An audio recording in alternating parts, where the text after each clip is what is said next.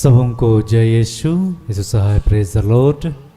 प्रार्थना तो परिवार फिर से आप सबों का आज की इस आराधना प्रार्थना में प्रभु यीशु मसीह के जीवित और सामर्थी नाम से हम सभी प्रार्थना तो परिवार के भाई बहन मिलकर आप सबों का साथ में हमारी अगुआ प्रभु की दास सिस्टर एस्थर, प्रभु के दास भाई राज, आप सबों का हार्दिक स्वागत करते हैं, हार्दिक अभिनंदन करते हैं। आशा है कि आप सबों पर ईश्वर की अनुग्रह, ईश्वर की कृपा बनी हुई है और आप निरंतर प्रभु के प्रेम में बने हुए हैं और उसकी आज्ञाओं, उसकी शिक्षाओं के अनुसार जीवन जीने का प्रयत्न कर रहे हैं और प्रभु के अद्भुत कार्यों को, प्रभु की उपस्थिति को हम सभी अपने जीवन में देख पा रहे हैं, महसूस कर पा रहे हैं। प्रभु हर दिन हमें अपने पास लेकर आते हैं कि हम प्रभु से जुड़े रहें, प्रभु में बने रहें, प्रभु को सुने। प्रभु ने आज के दिन में फिर से हमें अपने पास बुलाया है। तो इस समय हम सभी जहाँ कहीं भी हैं, जो हर दिन हमारे संग ऑनलाइन यूट्यूब के माध्यम से संगति करते हैं, इस आराधना भवन में आते हैं, तो आइए इस घड़ी हम फिर से एक मन होकर बड़े विश्वास के साथ, बड़े आनंद के साथ, बड़े उत्साह के साथ उस ईश्वर की, उस जीवित परमेश्वर की हम साथ मिलकर स्तुति करें, आराधना करें और उसके वचनों पर हम आज फिर से मनन करें। तो आज की इस आराधना प्रार्थना में मैं हूँ भाई भूषण, मेरी दाहिनी ओर है मेरी धर्मपत्नी बहन अंजना, मेरे बाएं ओर है भाई सुनील और साथ में है उनकी धर्मपत्नी बहन अंशु और साथ में है बहन सोनम। आज की इस आराधना प्रार्थना में आरंभिक प्रार्थना करेंगी बहन अंशु, आराधना में अगुवाई करेंगे भाई सुनील और मैं, और वचनों को मैं पढ़ूंगा और आज वचनों के उद्घोषण और अंतिम विशेष आशीष की प्रार्थना होगी प्रभु के दास भाई राज के द्वारा। तो आप सभी हमेशा की तरह आज भी हमारे संग इस आराधना प्रार्थना में बड़े विश्वास के साथ बने रहें, एक दूसरे के लिए प्रार्थना करें और प्रभु आज के दिन में जो आशीष हमें देना चाहते हैं, जो बातें हमें सिखलाना चाहते हैं, उन हर एक आशीषों को, उन हर एक बातों को आज हम सभी फिर से ग्रहण करने वाले हो पाए। तो आइए हम इस आराधना प्रार्थना में बड़े विश्वास के साथ, बड़े आनंद के साथ आगे बढ़ते हैं। धन्यवाद। आइए हम इस समय अपने आप को तैयार करें। हम जहाँ कहीं हैं उस पिता को, उस प्रभु को पुकारें जो महिमा के योग्य है। हम सब कितने अयोग्य हैं, फिर भी हम सबका उस पिता ने चुनाव किया है कि एक झुंड स्वरूप इकट्ठे होने पाते हैं। तो आइए हम उस प्रभु को, उस पिता को पुकारें और धन्यवाद करें इस सुंदर जीवन को जो हमें दिया है। हे महान जीवित प्रेमी पिता परमेश्वर, आज के सुंदर दिन के लिए, सुंदर समय के लिए प्रभु आपका धन्यवाद करते हैं। क्या ही धन्य है प्रभु कि तू इस संसार में से हम सबको चुनकर अलग किया पिता, हमें एक झुंड स्वरूप इकट्ठा करता है पिता। इस समय हम सब आत्मा में एक होकर प्रभु जी तेरे निकट आने पाते हैं पिता। यहाँ जितने लोग इकट्ठे हैं पिता, जो यूट्यूब के माध्यम से जुड़े हैं प्रभु, हम सब आत्मा में एक होकर प्रभु जी अपने आप को तेरे सामने लाते हैं पिता।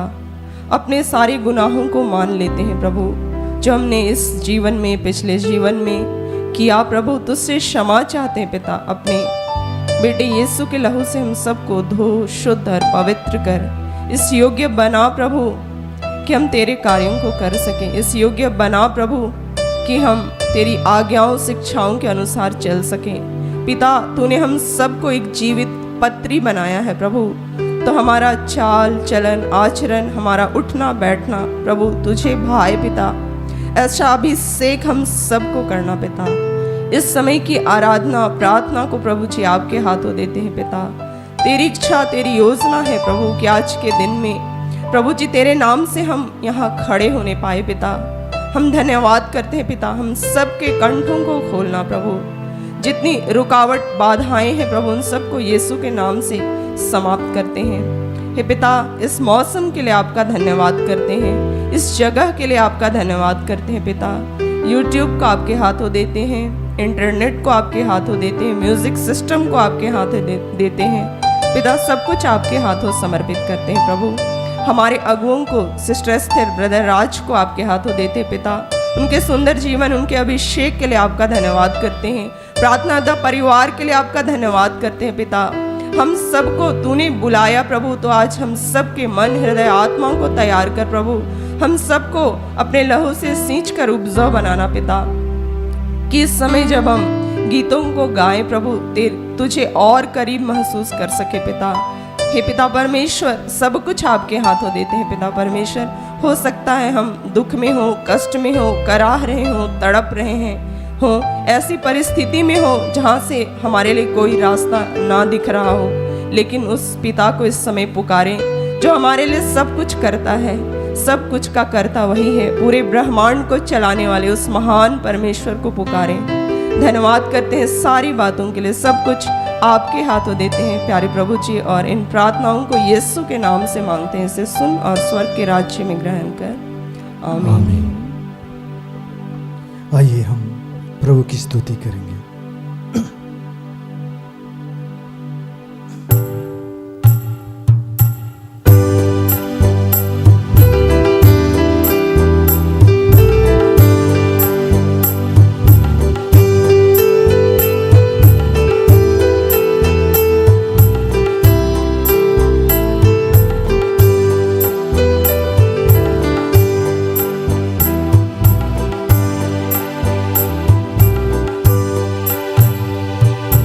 अपनों को तो सभी करते हैं प्यार, यही दुनिया की रिवाज। अपनों को तो सभी करते हैं प्यार, यही दुनिया की रिवाज। लेकिन यीशु कहता है कर लो प्यार, जितना दुश्मनी गहरा। लेकिन यीशु कहता है कर लो प्यार, जितना दुश्मनी गहरा। अपनों को तो सभी करते हैं प्यार, यही दुनिया की रिवाज।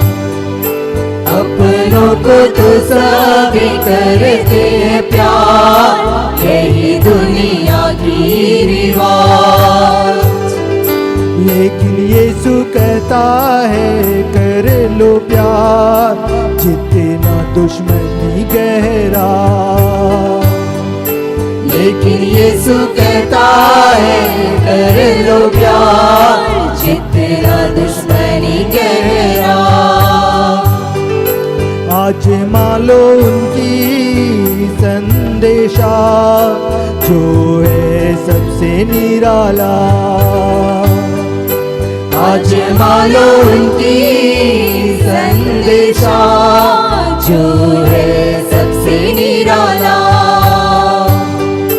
चलना सीखो उनकी राहों पर, जिंदगी प्यार से भर जाएगा। चलना सीखो उनकी राहों पर, जिंदगी प्यार से भर जाएगा।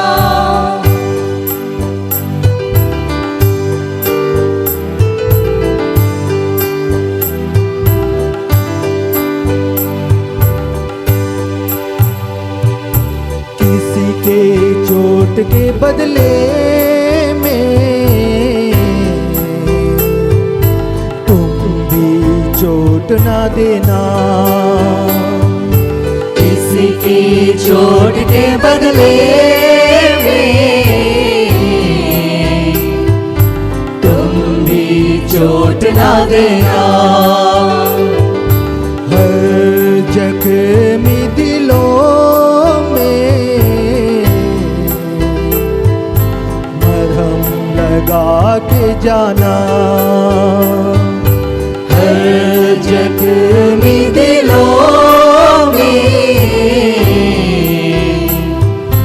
मरहम लगा के जाना। एक गाल पे मारे जो, दूसरा गाल भी दे देना। बिछाए जो कांटे राहों पर, तुम फूलों से भर देना। अपनों को तो सभी करते हैं प्यार, यही दुनिया की रिवाज। लेकिन यीशु कहता है कर लो प्यार, जितना दुश्मनी गहरा।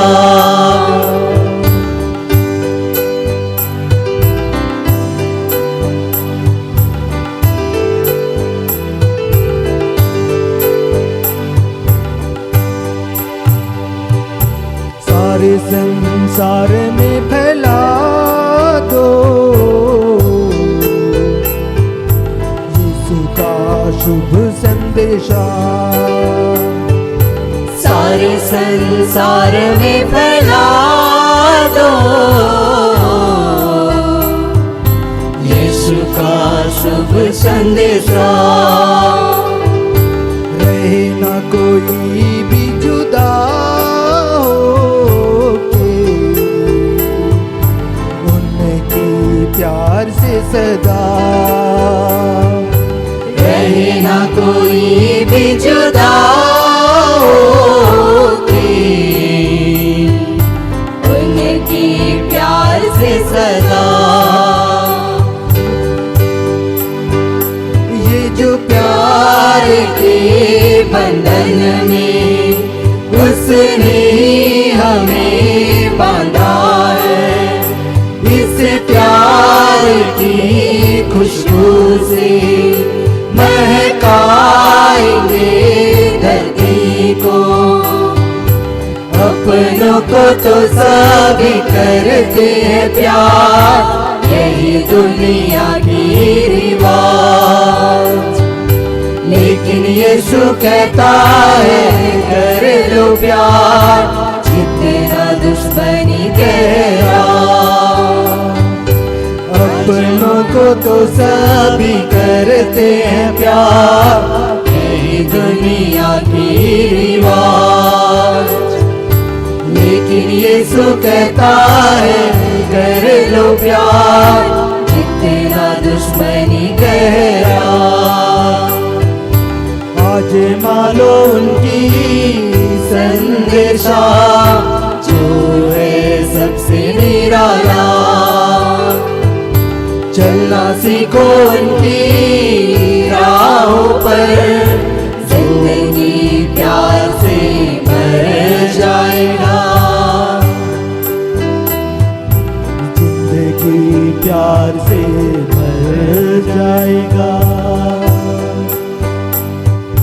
जिंदगी प्यार से भर जाएगा।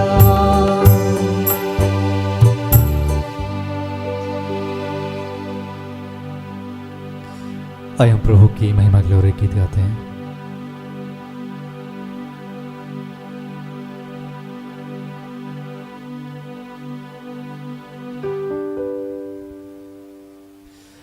सचमुच में प्रभु की अनुग्रह हम पर की, उसने हमें अपने पास बुलाया और अपने वरदानों से, अपने अभिषेक से, अपनी प्रज्ञा, अपनी विवेक से हमें भरा कि आज हम उस ईश्वर के समीप आ पाते, उस पर विश्वास कर पाते और यीशु नाम के कारण एक दूसरे से हम प्रेम कर पाते हैं, उसके मार्ग पर चल पाते हैं। यह प्रभु की अद्भुत अनुग्रह है हम पर। तो आज जो प्रभु, जो ईश्वर जिसने हमें अपने पास बुलाया अपनी महिमा के लिए, वह चाहता है कि जो बातें, जो प्रेम उसने हमसे किया अपने दास दासियों के द्वारा, अपने आत्मा के द्वारा, वो प्रेम हम एक दूसरे से कर पाएँ, एक दूसरे पर प्रकट कर पाएँ। और वचन बाइबल हमें सिखलाती है कि हम ये बातें दूसरों से कहें, दूसरों तक पहुंचाएं। तो आइए ये गीत जो हम गाने वाले हैं प्रभु की महिमा के लिए, हम आनंद के साथ, उत्साह के साथ कहें कि हम सभी प्रभु यीशु के चुने हुए लोग हैं, प्रभु यीशु के चेले हैं। हम प्रभु की बातों को, प्रभु की शिक्षाओं को, प्रभु के प्रेम को हम लोगों तक पहुंचाएंगे। तो जितने भी इस आराधना भवन में आए, हम खड़े होकर ताली बजाते हुए प्रभु की महिमा के लिए इस गीत को गाएंगे।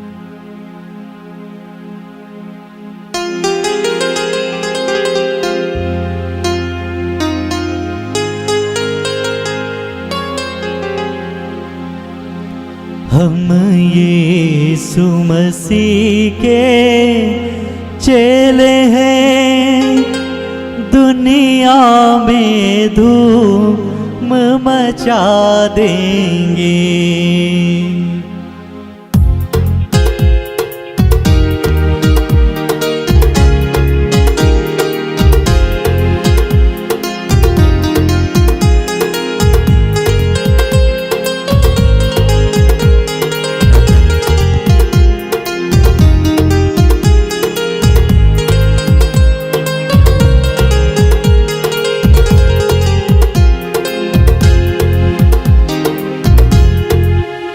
हम यीशु मसीह के चेले हैं, दुनिया में धूम मचा देंगे।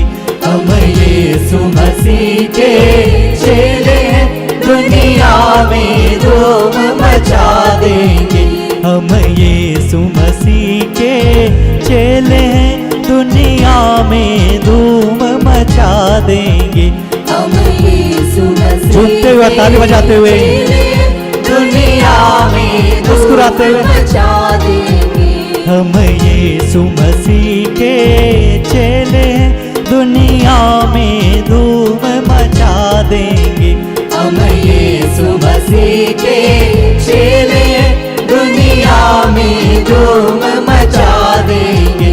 दुनिया में धूम मचा देंगे। दुनिया में धूम मचा देंगे। दुनिया में धूम मचा देंगे। दुनिया में धूम मचा देंगे। जो नींद में पड़कर सोते हैं, जो नींद में पड़कर सोते हैं, जो नींद में पड़कर सोते हैं, जो नींद में पड़कर सोते हैं, उपदेश से उनको जगा देंगे। जो नींद में पड़कर सोते हैं, उपदेश से उनको जगा देंगे। हम यीशु मसीह के चेले हैं, दुनिया में धूम मचा देंगे। हम यीशु मसीह के चेले हैं, दुनिया में धूम मचा देंगे।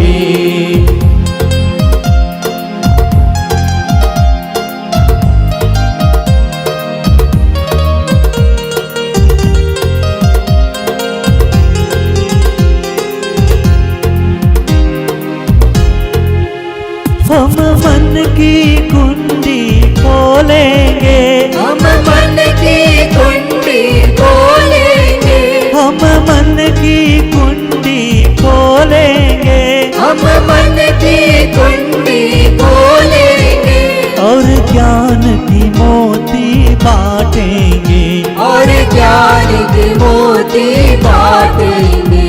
इंजील मुकद्दस पढ़ पढ़ कर, इंजील मुकद्दस पढ़ पढ़ कर, इंजील मुकद्दस पढ़ पढ़ कर, इंजील मुकद्दस पढ़ पढ़ कर, हृदयों को शांत बना देंगे।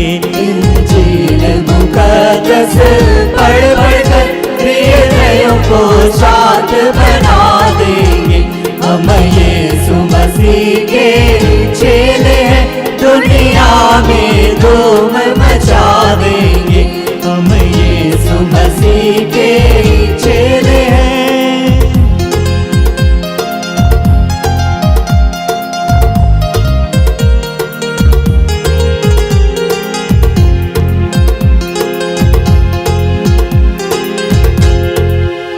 हम कष्ट के सहने वाले हैं। हम कष्ट के सहने वाले हैं। हम कष्ट के सहने वाले हैं। हम कष्ट के सहने वाले हैं। उफ तक नहीं करने वाले हैं। उफ तक नहीं करने वाले हैं। हम कष्ट के सहने वाले हैं। हम कष्ट के सहने वाले हैं। उफ तक नहीं करने वाले हैं। उफ तक नहीं करने वाले हैं। और मीठे प्यारे यीशु के, और मीठे प्यारे यीशु के, और मीठे प्यारे यीशु के, और मीठे प्यारे यीशु के, चलने की राह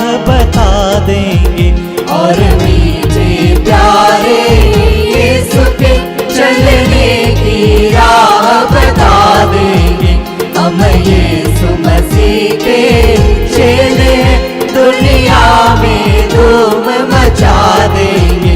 हम यीशु मसीह के चेले हैं, दुनिया में धूम मचा देंगे।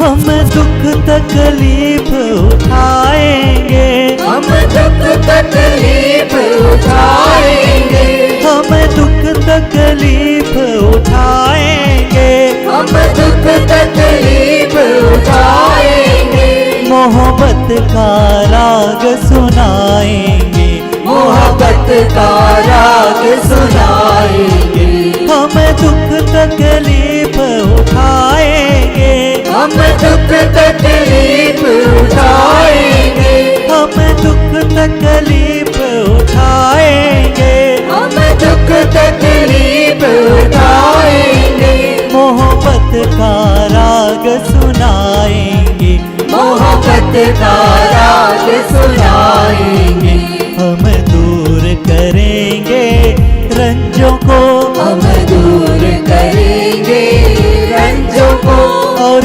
मेल का पाठ पढ़ा देंगे, हम दूर करेंगे रंजों को, और मेल का पाठ पढ़ा देंगे। हम यीशु मसीह के चेले हैं, दुनिया में धूम मचा देंगे।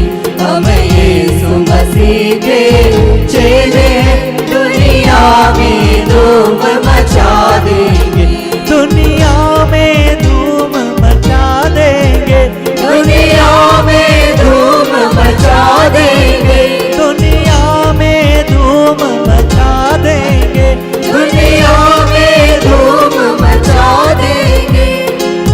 यीशु मसीह के चेले हैं, दुनिया में धूम मचा देंगे, हम यीशु मसीह के चेले हैं, दुनिया में धूम मचा देंगे, हम यीशु मसीह के चेले हैं, दुनिया में धूम मचा देंगे, हम यीशु मसीह के चेले हैं, दुनिया में धूम मचा देंगे, दुनिया में धूम मचा देंगे, दुनिया में धूम मचा देंगे, दुनिया में धूम मचा देंगे, दुनिया में धूम मचा देंगे।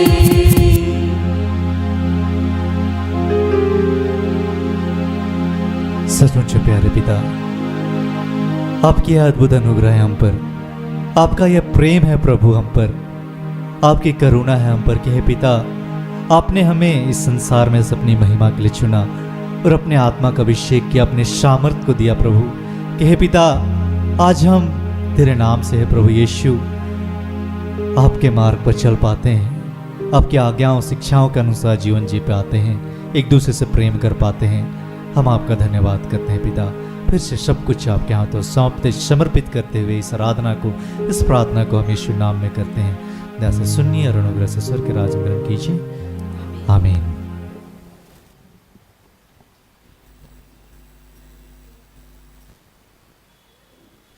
आइए हम आज के लिए ठहराए गए वचन को सुने, जिस पर आज हम मनन करने वाले हैं, जिसे प्रभु ने हमें अपनी बेटी, अपनी दासी, हमारी अगुआ सिस्टर एस्तर के माध्यम से हमें दिया है। आज के लिए ठहराया गया वचन है कुरिन्थियों के नाम संत पौलुस का दूसरा पत्र, दूसरा कुरिन्थ अध्याय 3 वचन संख्या 2 से लेकर 6 तक। यहाँ वचन ऐसा कहता है, आप लोग तो हमारा पत्र जो हमारे हृदय पर अंकित रहता है और जिसे सब लोग देख और पढ़ सकते हैं, आप लोग निश्चय ही मसीह का वह पत्र हैं जिसे उन्होंने हमसे लिखवाया है। वह पत्र स्याही से नहीं बल्कि जीवंत ईश्वर के आत्मा से पत्थर की पट्टियों पर नहीं बल्कि मानव हृदय की पट्टियों पर लिखा हुआ है। हम यह दावा इसलिए कर सकते हैं कि हमें मसीह के कारण ईश्वर पर भरोसा है। इसका अर्थ यह नहीं कि हमारी कोई अपनी योग्यता है, हम अपने को किसी बात का श्रेय नहीं दे सकते। हमारी योग्यता का स्रोत ईश्वर है। उसने हमें एक नए विधान के सेवक होने के योग्य बनाया है। और यह विधान अक्षरों का नहीं बल्कि आत्मा का है, क्योंकि अक्षर तो घातक है किंतु आत्मा जीवनदायक है। यहाँ तक यह प्रभु की वाणी है। ईश्वर को धन्यवाद।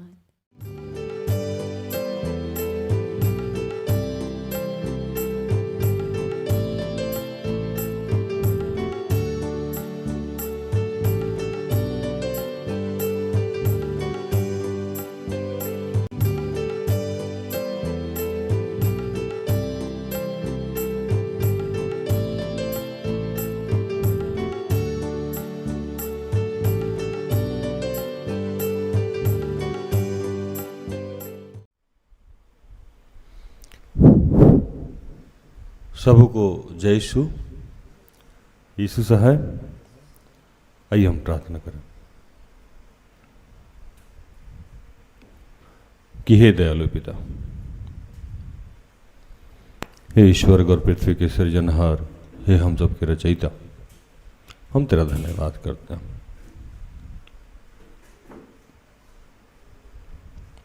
आज के सुंदर और आशीषित दिन के लिए जो तूने एक नए अध्याय के रूप में हमारे जीवन से जोड़ दिया। धन्यवाद प्रार्थना परिवार के लिए, और ऐसी जितनी संस्थाएं हैं, सेवकाई है, चर्चेज है, उन तमाम के लिए तेरा धन्यवाद करते हैं। धन्यवाद करते हैं प्रभु सिस्टर स्तर के लिए, और ऐसे जितने तेरे दास दासी हैं, सेवक हैं, फादर हैं, पादरी हैं, प्रिस्ट हैं, स्वतंत्र रूप से सेवकाई करते हैं या किसी भी तरीके से अपने शरीर का, अपने तन मन धन का योगदान किए हुए आपके राज्य के विस्तार में, उन सब के लिए तेरा धन्यवाद। जितने लोग इस वक्त जहाँ से जुड़े हुए हैं, हम सबको देख रहे हैं, सुन रहे हैं, जहाँ तक मेरी आवाज़ जा रही है, उन सब के लिए तेरा धन्यवाद करते हैं कि हे दयालु पिता, गर्भ से लेके अब तक तूने हमें संभाला, हमारी छोटी से लेके बड़ी सारी ज़रूरतों को अपने साई खत्ते खोल के पूर्ण किया। हम तेरा धन्यवाद करते हैं कि प्रभु अब तक हमने अनेकों अनेक पाप किए हैं, जो कभी सोच के, समझ के, कभी अनजाने में, जैसे भी जो भी कार्य हमने ऐसा किया जो आपको पसंद नहीं है, उसके लिए फिर से आपके पुत्र यीशु के नाम से क्षमा मांगते हैं।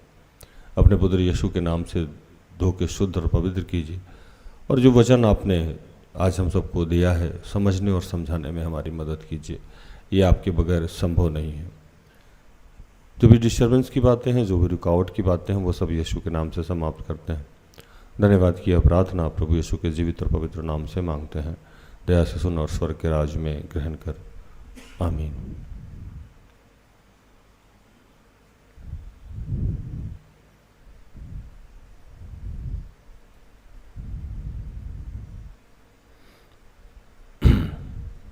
अभी जो वचन मिला जिसपे हम लोग अभी मनन चिंतन करेंगे, वो 2 कोरिन्थ 3:2-6। हमारी पत्री तुम हो जो हमारे हृदय पे लिखी हुई, और उसे सब मनुष्य पहचानते और पढ़ते हैं,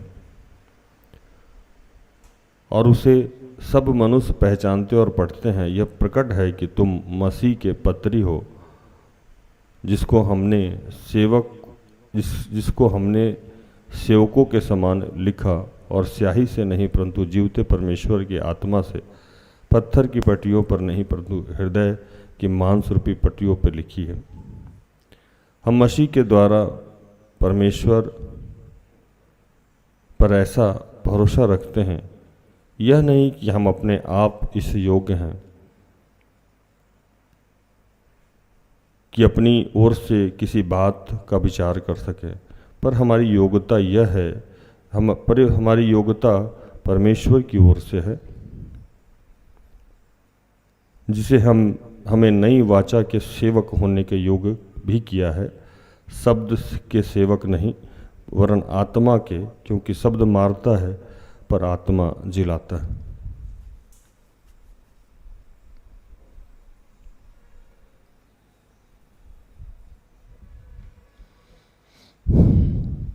हालेलुया।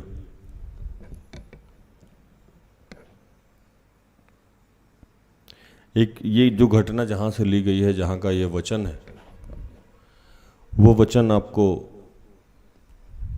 पौलुस एक बार एक यात्रा में जा रहे थे, और अचानक से उन्हें पवित्र आत्मा ने गाइड किया कि आप वहाँ नहीं जाएं और कहीं और जाएं।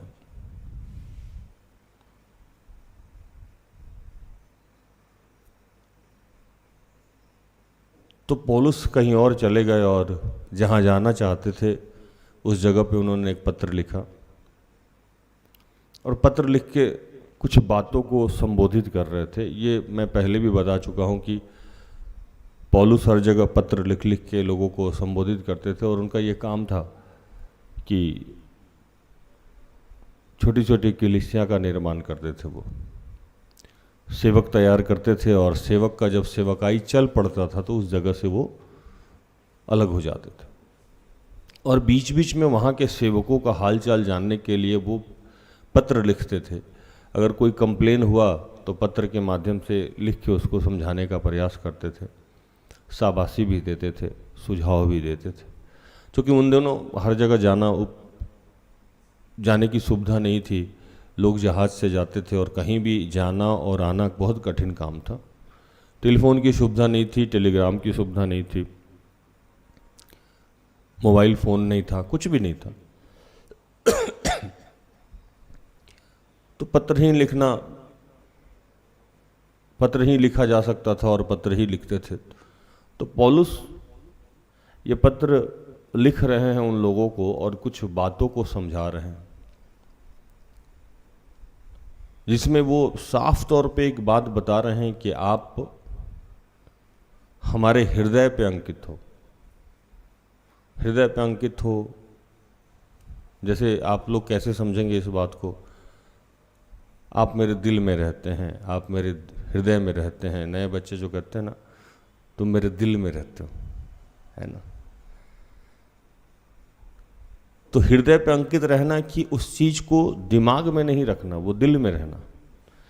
और हृदय में अंकित रखने के मतलब है कि उस चीज को याद करने की जरूरत नहीं है, आप हो मेरे पास ही हो। और लिखते लिखते लिए लिख बैठे कि अब ये लोग जानते भी हैं कि आप मेरे साथ रहते हो, आप मेरे पास रहते हो, आप मेरे बहुत करीब हो। ये बड़ी कठिन बात। मेरे जीवन की आधी समस्या सिस्टर एस्थर है। थोड़ा सा अजीब लगा होगा ये लाइन सुन के, क्योंकि लोग जानता है कि हम उनके सहयोगी हैं और प्रमुख सहयोगी हैं।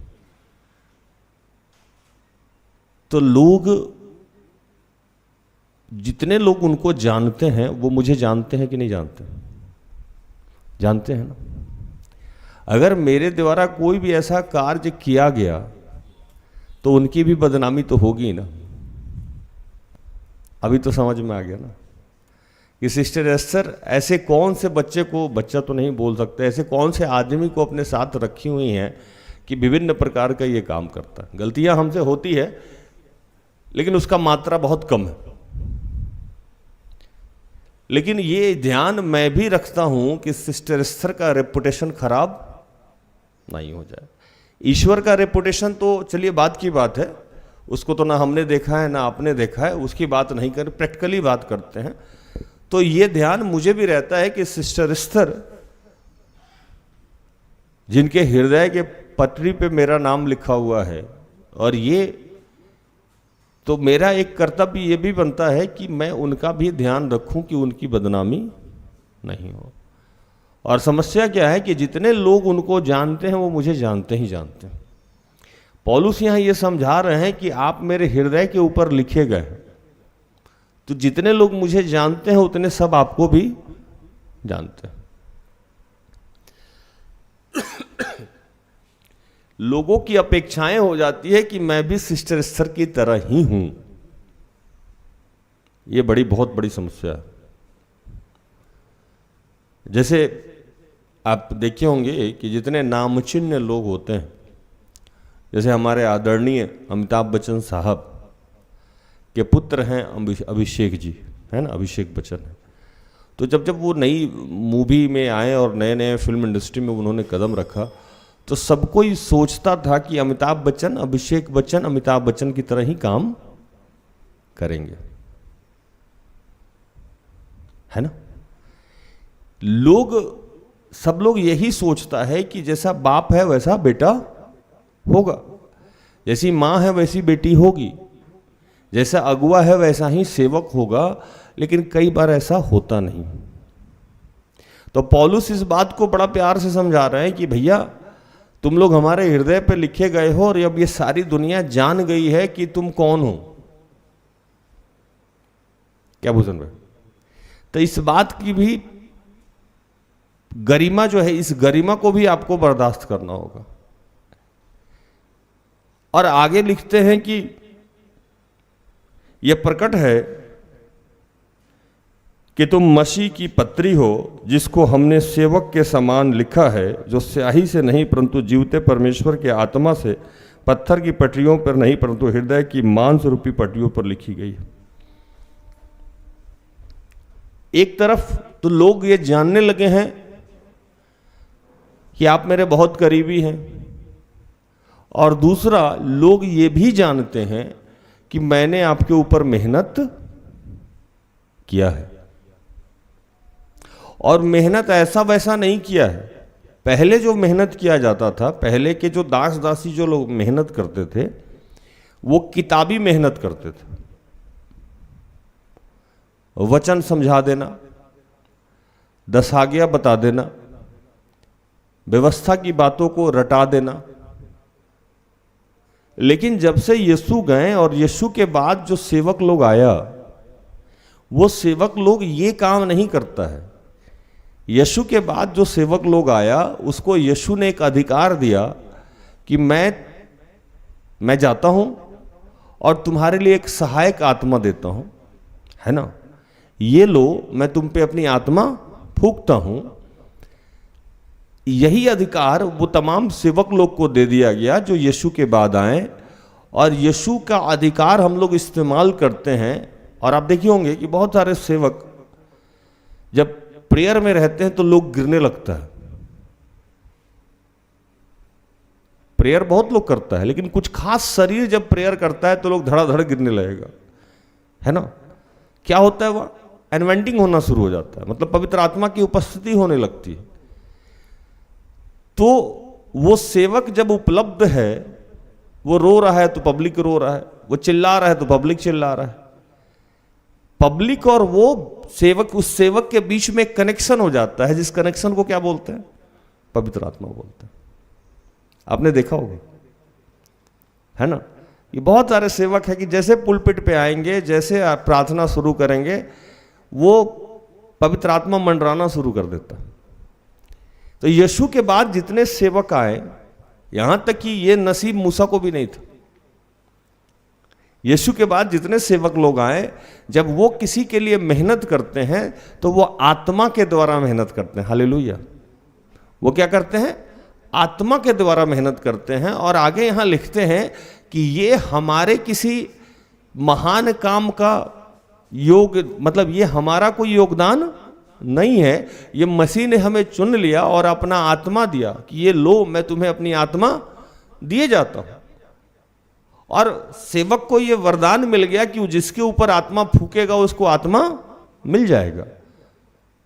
बेनी हिल साहब के पास जब आप जाइएगा तो फूक मारते हैं, धड़ से लोगों को अनवेंडिंग हो जाता है ना। बहुत जगह आप गए होंगे तो लोगों को लगता है कि होता क्या है, ऐसा कैसे हो सकता है। और लोग की बात तो छोड़ दीजिए, पहले मुझे भी ये ड्रामा लगता था।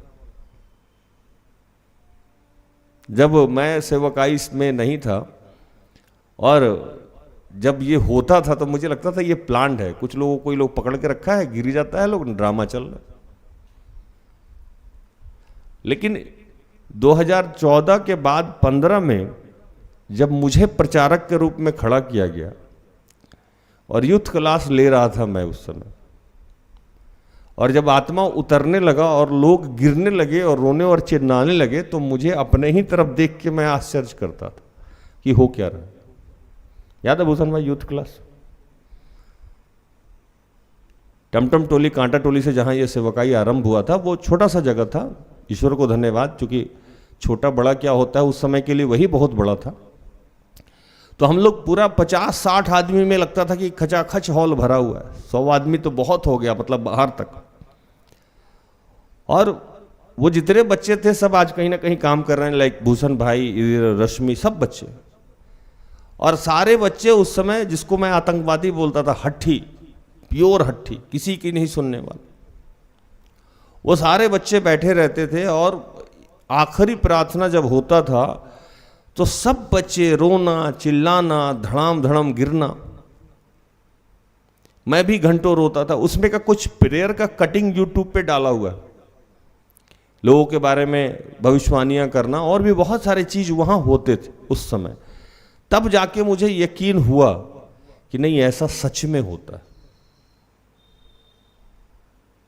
और इसमें मेरा कोई योगदान नहीं था।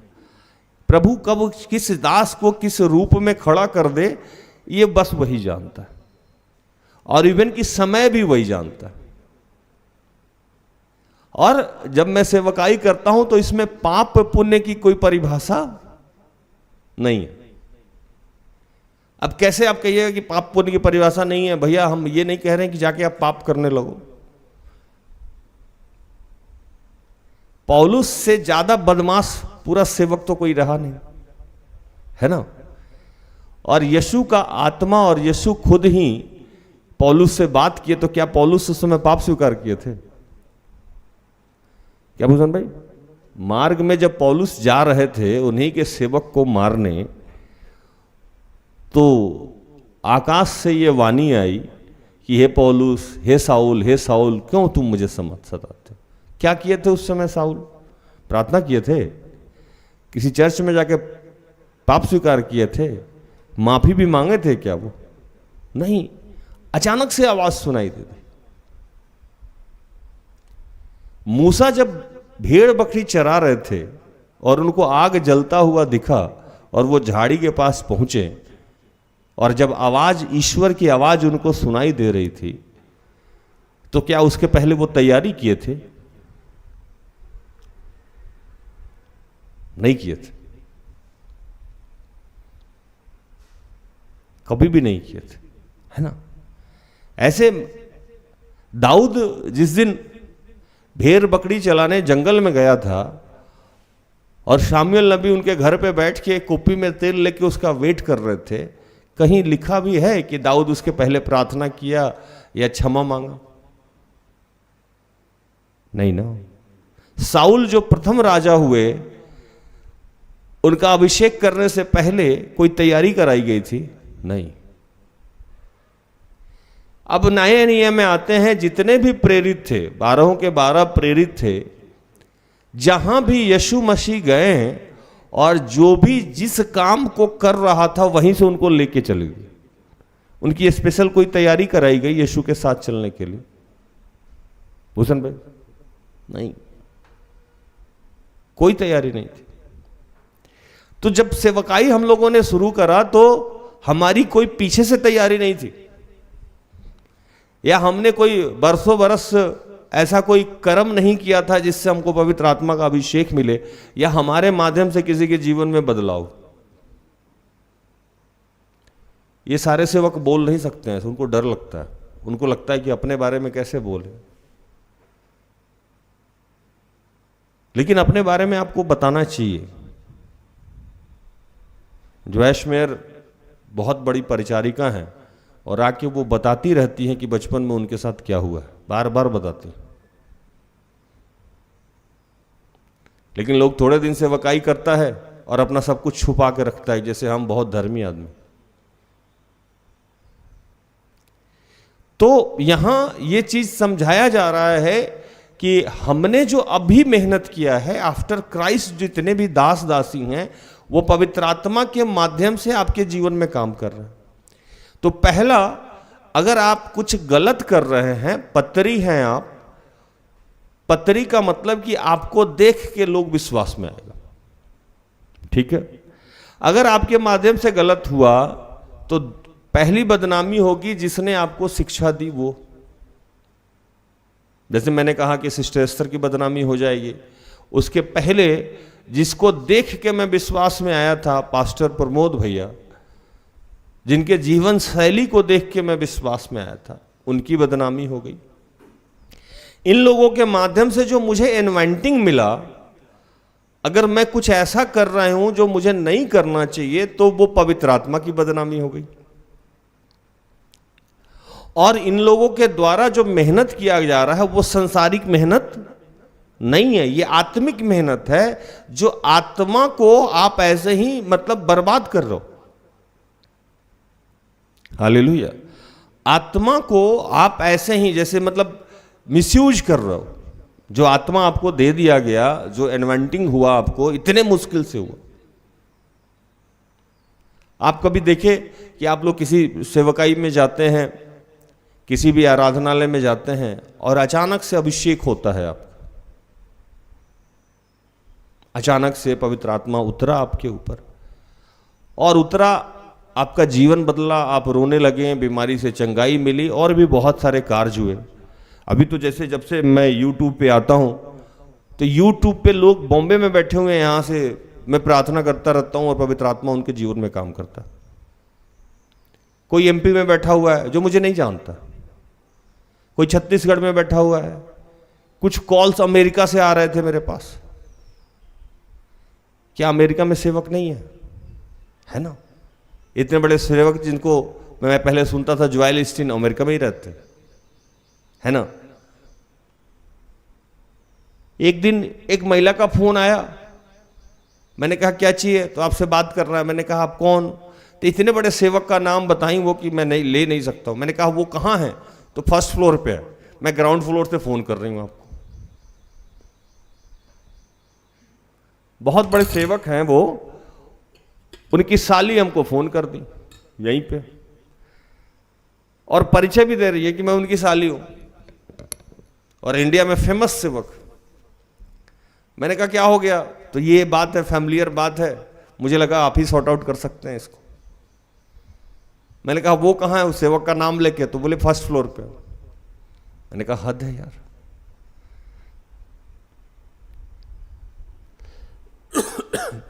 पवित्र आत्मा को भी आप बदनाम कर रहे हैं। और इससे हो क्या रहा है आपके जीवन में कि आप जितना ज्यादा अपने आचरण के द्वारा बदतमीजी कर रहे हैं। पतरी का मतलब होता है कि आप का स्वभाव, आपका आचरण देख के लोग विश्वास में आ रहा है आपको। जैसे मैं प्रमोद भैया को देखा, मैं विश्वास में आ गया। सिस्टर एस्तर से मैं मिला, सिस्टर एस्तर को देख के मैं विश्वास में आया। बाकी उनका जो अभिषेक है वो मेरे लिए प्रार्थना की, इन्वेंटिंग मेरा बढ़ा, अभिषेक बढ़ा।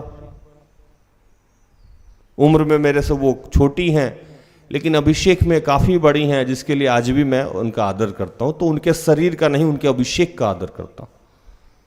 हालांकि ऐसा नहीं है कि जो प्रभु का दास है उसके जीवन में दुर्बलता नहीं होगी, दुर्बलता होगी और भर भर के होगी। भर भर के कैसे होगी? कि जो सफेद चादर होता है वहां अगर एक डॉट भी लगा हो तो आपको अलग से दिखाई देगा। रंगीन चादर में डॉट दिखाई नहीं देता, सफेद कपड़ा में ना गंदगी दूर से दिखाई देता है। तो मेरे में अंदर अगर इतनी सी दुर्बलता होगी तो आपको दूर से दिखाई देगा, क्योंकि बाकी सारा क्लीन है। सिस्टर एस्तर के अंदर अगर इतनी छोटी सी दुर्बलता होगी तो आपको दूर से दिखाई देगा, क्योंकि सब पूरा का पूरा सफेद चादर है, तो एक दाग भी अलग से दिखाई देता है। जैसे आप देखे होंगे कि इंडियन एक कल्चर है कि लोग कूड़ादान के पास जाके सुसु करता है, कोना में थूक फेंक देगा, सुसु कर देगा। कहां? जहां गंदगी है। तो गंदगी में गंदगी आपको नजर नहीं आएगा। जो बुरे लोग ही हैं उसमें आपको दुर्बलता कैसे नजर आएगी? वो तो पूरा पैकेज है दुर्बलता का, तो उसमें आपको दुर्बलता नजर नहीं आएगी। लेकिन जो अच्छे लोग हैं उनमें इतनी सी भी बुराई है तो आपको दूर से नजर आएगी और वो आपको खराब दिखने लगेगी। उनकी बाकी अच्छाई आपको देखने नहीं देगा शैतान। उनको लगेगा कि वो कुछ भी कर रहा है आपके लिए, लेकिन आपको उनकी उसकी वही बुराई शैतान बार बार दिखाता रहेगा, बार बार दिखाता रहेगा, बार बार दिखाता रहेगा। हालेलुया। तो सेवक जो काम कर रहा है, पौलुस यहां बता रहे हैं कि हमने जो काम किया आपके ऊपर वो हम अपने योग्यता से नहीं किया। ये जो वचन लिखता है कि हम जिसने हमें नई वाचा के सेवक होने का के योग भी किया, शब्द से सेवक नहीं वरन आत्मा के, क्योंकि शब्द मारता है पर आत्मा जिलाता है। अब ये थोड़ा सा सीरियस प्रचार है, रोज तो हंसते हंसाते सुनते हैं आप लोग, थोड़ा सा सीरियस भी सुन लिया कीजिए। शब्द मारता, रूल होगा, रूल और रेगुलेशन होगा तो टूटेगा भी, टूटेगा ना। जेल होगा तो ताला टूटेगा, बाहर आना होगा, है ना। लेकिन अगर आप कैदी ही नहीं हैं तो कैसे टूटेगा? नियम तोड़ा जाता है ना। टाइमिंग अगर गलत हो तो तोड़ा जाएगा। आपका टाइमिंग 10 बजे आने का है, अगर आप 10:30 में आए तो आपने रूल को तोड़ दिया। लेकिन अगर आपको स्वतंत्र कर दिया जाए तो कुछ भी टूटेगा। इसीलिए जो वचन लिखा कि तुम सत्य को जानोगे और सत्य तुम्हें स्वतंत्र कर देगा। जो यीशु को जानते हैं वो किसी भी रूल रेगुलेशन में बंधे हुए लोग नहीं है।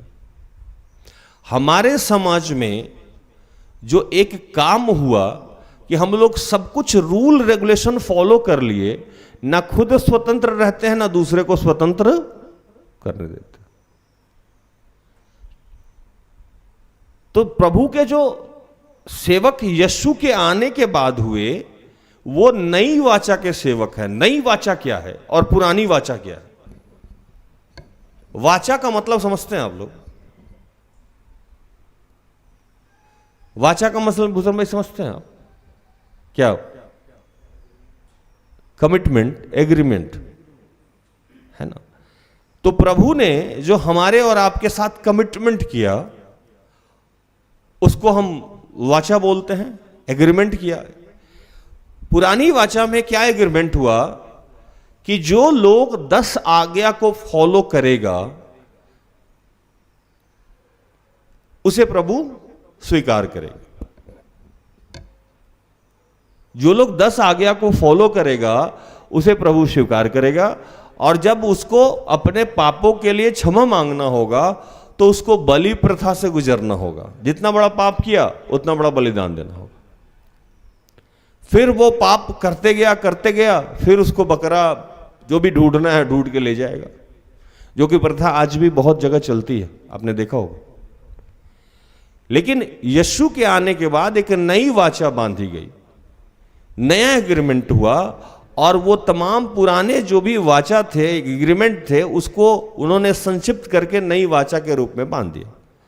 और नई वाचा ये हुआ कि जैसा मैं तुमसे जैसा तुम अपने आप से प्रेम करते हो वैसा मुझसे प्रेम करो, और जैसा अपने आप से प्रेम करते हो वैसा ही पड़ोसी से प्रेम करो।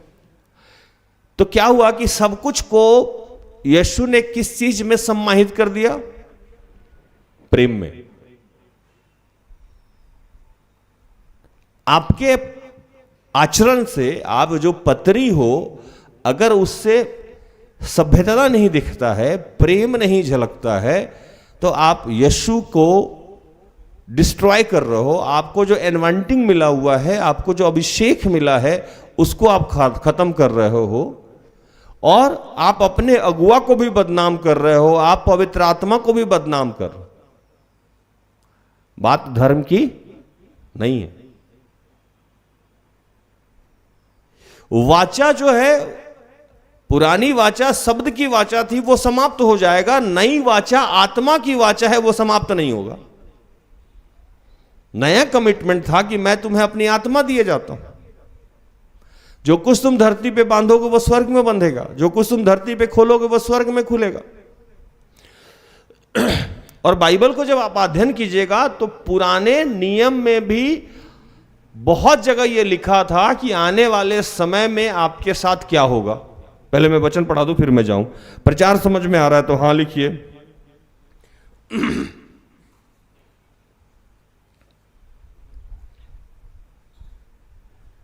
निर्गमन 24:12।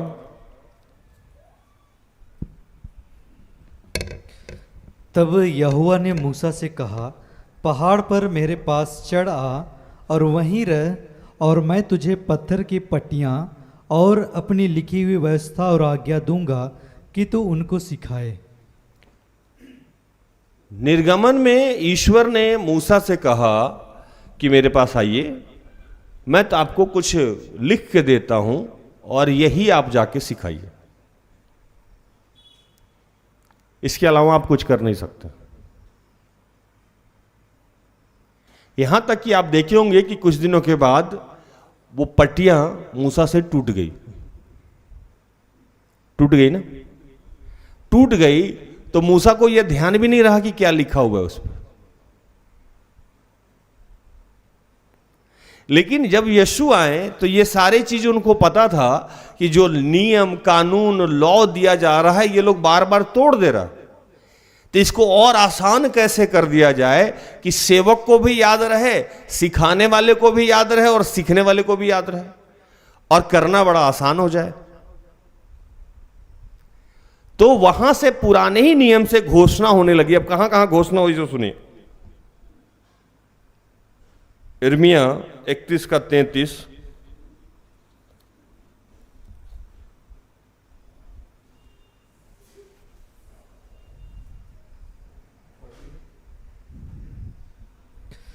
परंतु जो वाचा मैं उन दिनों के बाद इस्राएल के घराने से बांधूंगा वह यह है, मैं अपनी व्यवस्था उनके मन में समवाऊंगा और उसे उनके हृदय पर लिखूंगा और मैं उनका परमेश्वर ठहरूंगा और वे मेरी प्रजा ठहरेंगे।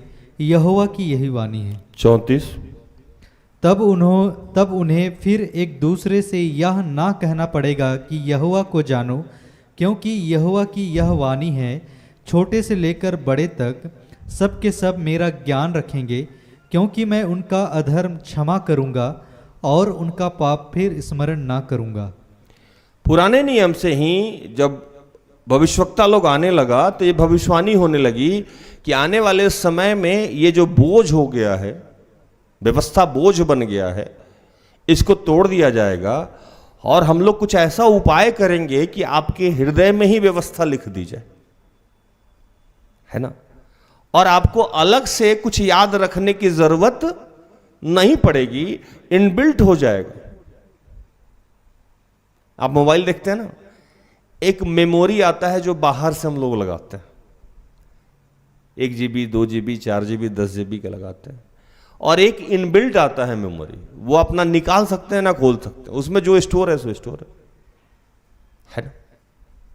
आजकल देखिए ना, नया नया मोबाइल आ रहा है तो उसका कैपेसिटी बढ़ा दिया गया, लेकिन जो बाहर से मेमोरी निकाल लगाते हैं हम लोग, वो कई बार खत्म भी हो सकता है, निकाला भी जा सकता है, उसको घटाया बढ़ाया जा सकता है।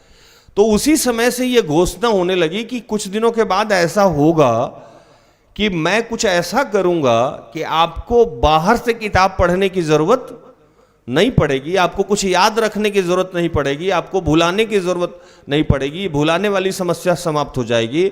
आपके साथ ऐसा हो जाएगा कि आप खुद ब खुद मेरे नियम कानून पे चलने लगोगे और उसे याद रखने की जरूरत नहीं पड़ेगी। लिखता है कि तब उन्हें फिर एक दूसरे से यह कहना ना पड़ेगा कि यहोवा को जानो, क्योंकि यहोवा की यह वाणी है कि छोटे से लेकर बड़े तक सब के सब मेरा ज्ञान रखेंगे, क्योंकि मैं उनके अधर्म को क्षमा करूंगा, उनके पाप को फिर कभी स्मरण नहीं रखूंगा। आप सिर्फ प्रभु को अंदर बैठा लेते हैं, जो यीशु के आने के बाद हुआ कि हमारे पाप से हमको क्षमा मिल गया और बस हमको जीना था। पाप तो हमारी क्षमा हो ही गई, अब हमको बस जीते जाना था और हमको कुछ करना नहीं। इसीलिए बार बार पौलुस कह रहे हैं कि आप पत्री हैं, आप मेरे लेटर हैं। आजकल देखते हैं ना, फेसबुक चलाता सब कोई है, लेकिन समझता नहीं है कि फेसबुक क्या है।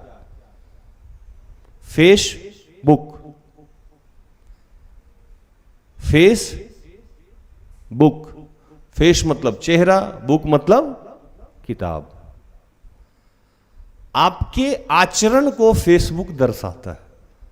हम लोग धड़ाधड़ कॉपी पेस्ट करके कुछ भी डालते रहते हैं, उसका डाल दिए, उसका डाल दिए, उसका डाल दिए।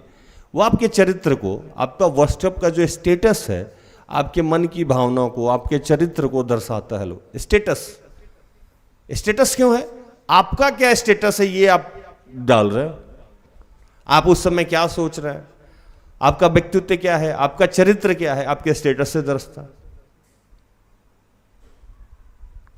आप मतलब नहीं समझते हैं, बस कुछ लोग कर रहा है उसी को कॉपी पेस्ट कर दिए, आपको ये समझ में ही नहीं आ रहा। तो पत्री का मतलब यही है कि आप कहीं भी जा रहे हैं, कुछ भी कर रहे हैं। फिर इस वचन को बार बार रिपीट किया गया है, एक जगह और पढ़िएगा, एजिकेल 11 का 49, 11 का 19 और एजिकेल 36 का 26।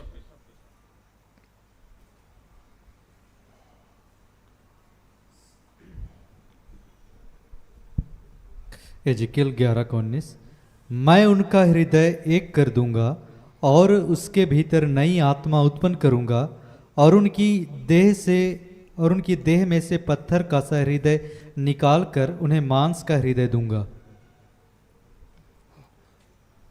36 का 26,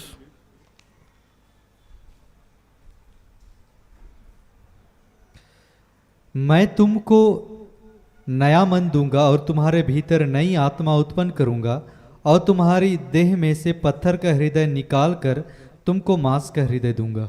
27, मैं अपना आत्मा तुम्हारे भीतर देकर ऐसा करूंगा कि तुम मेरी विधियों पर चलोगे और मेरे नियमों को मानकर उनका अनुसार करोगे। सीधे मतलब पुराने नियम से ही ये घोषणा की कर दी गई थी कि भैया नया नियम आएगा, मैं अपनी आत्मा संभालूंगा और आपको कुछ भी हेडेक लेने की जरूरत नहीं पड़ेगी। एक लाइन में बराबर दोहराता रहता हूं, हम बदले जग बदला, हम सुधरे जग सुधरा। किसी और को सुधारने के चक्कर में आपका कुछ नहीं बदलने वाला है।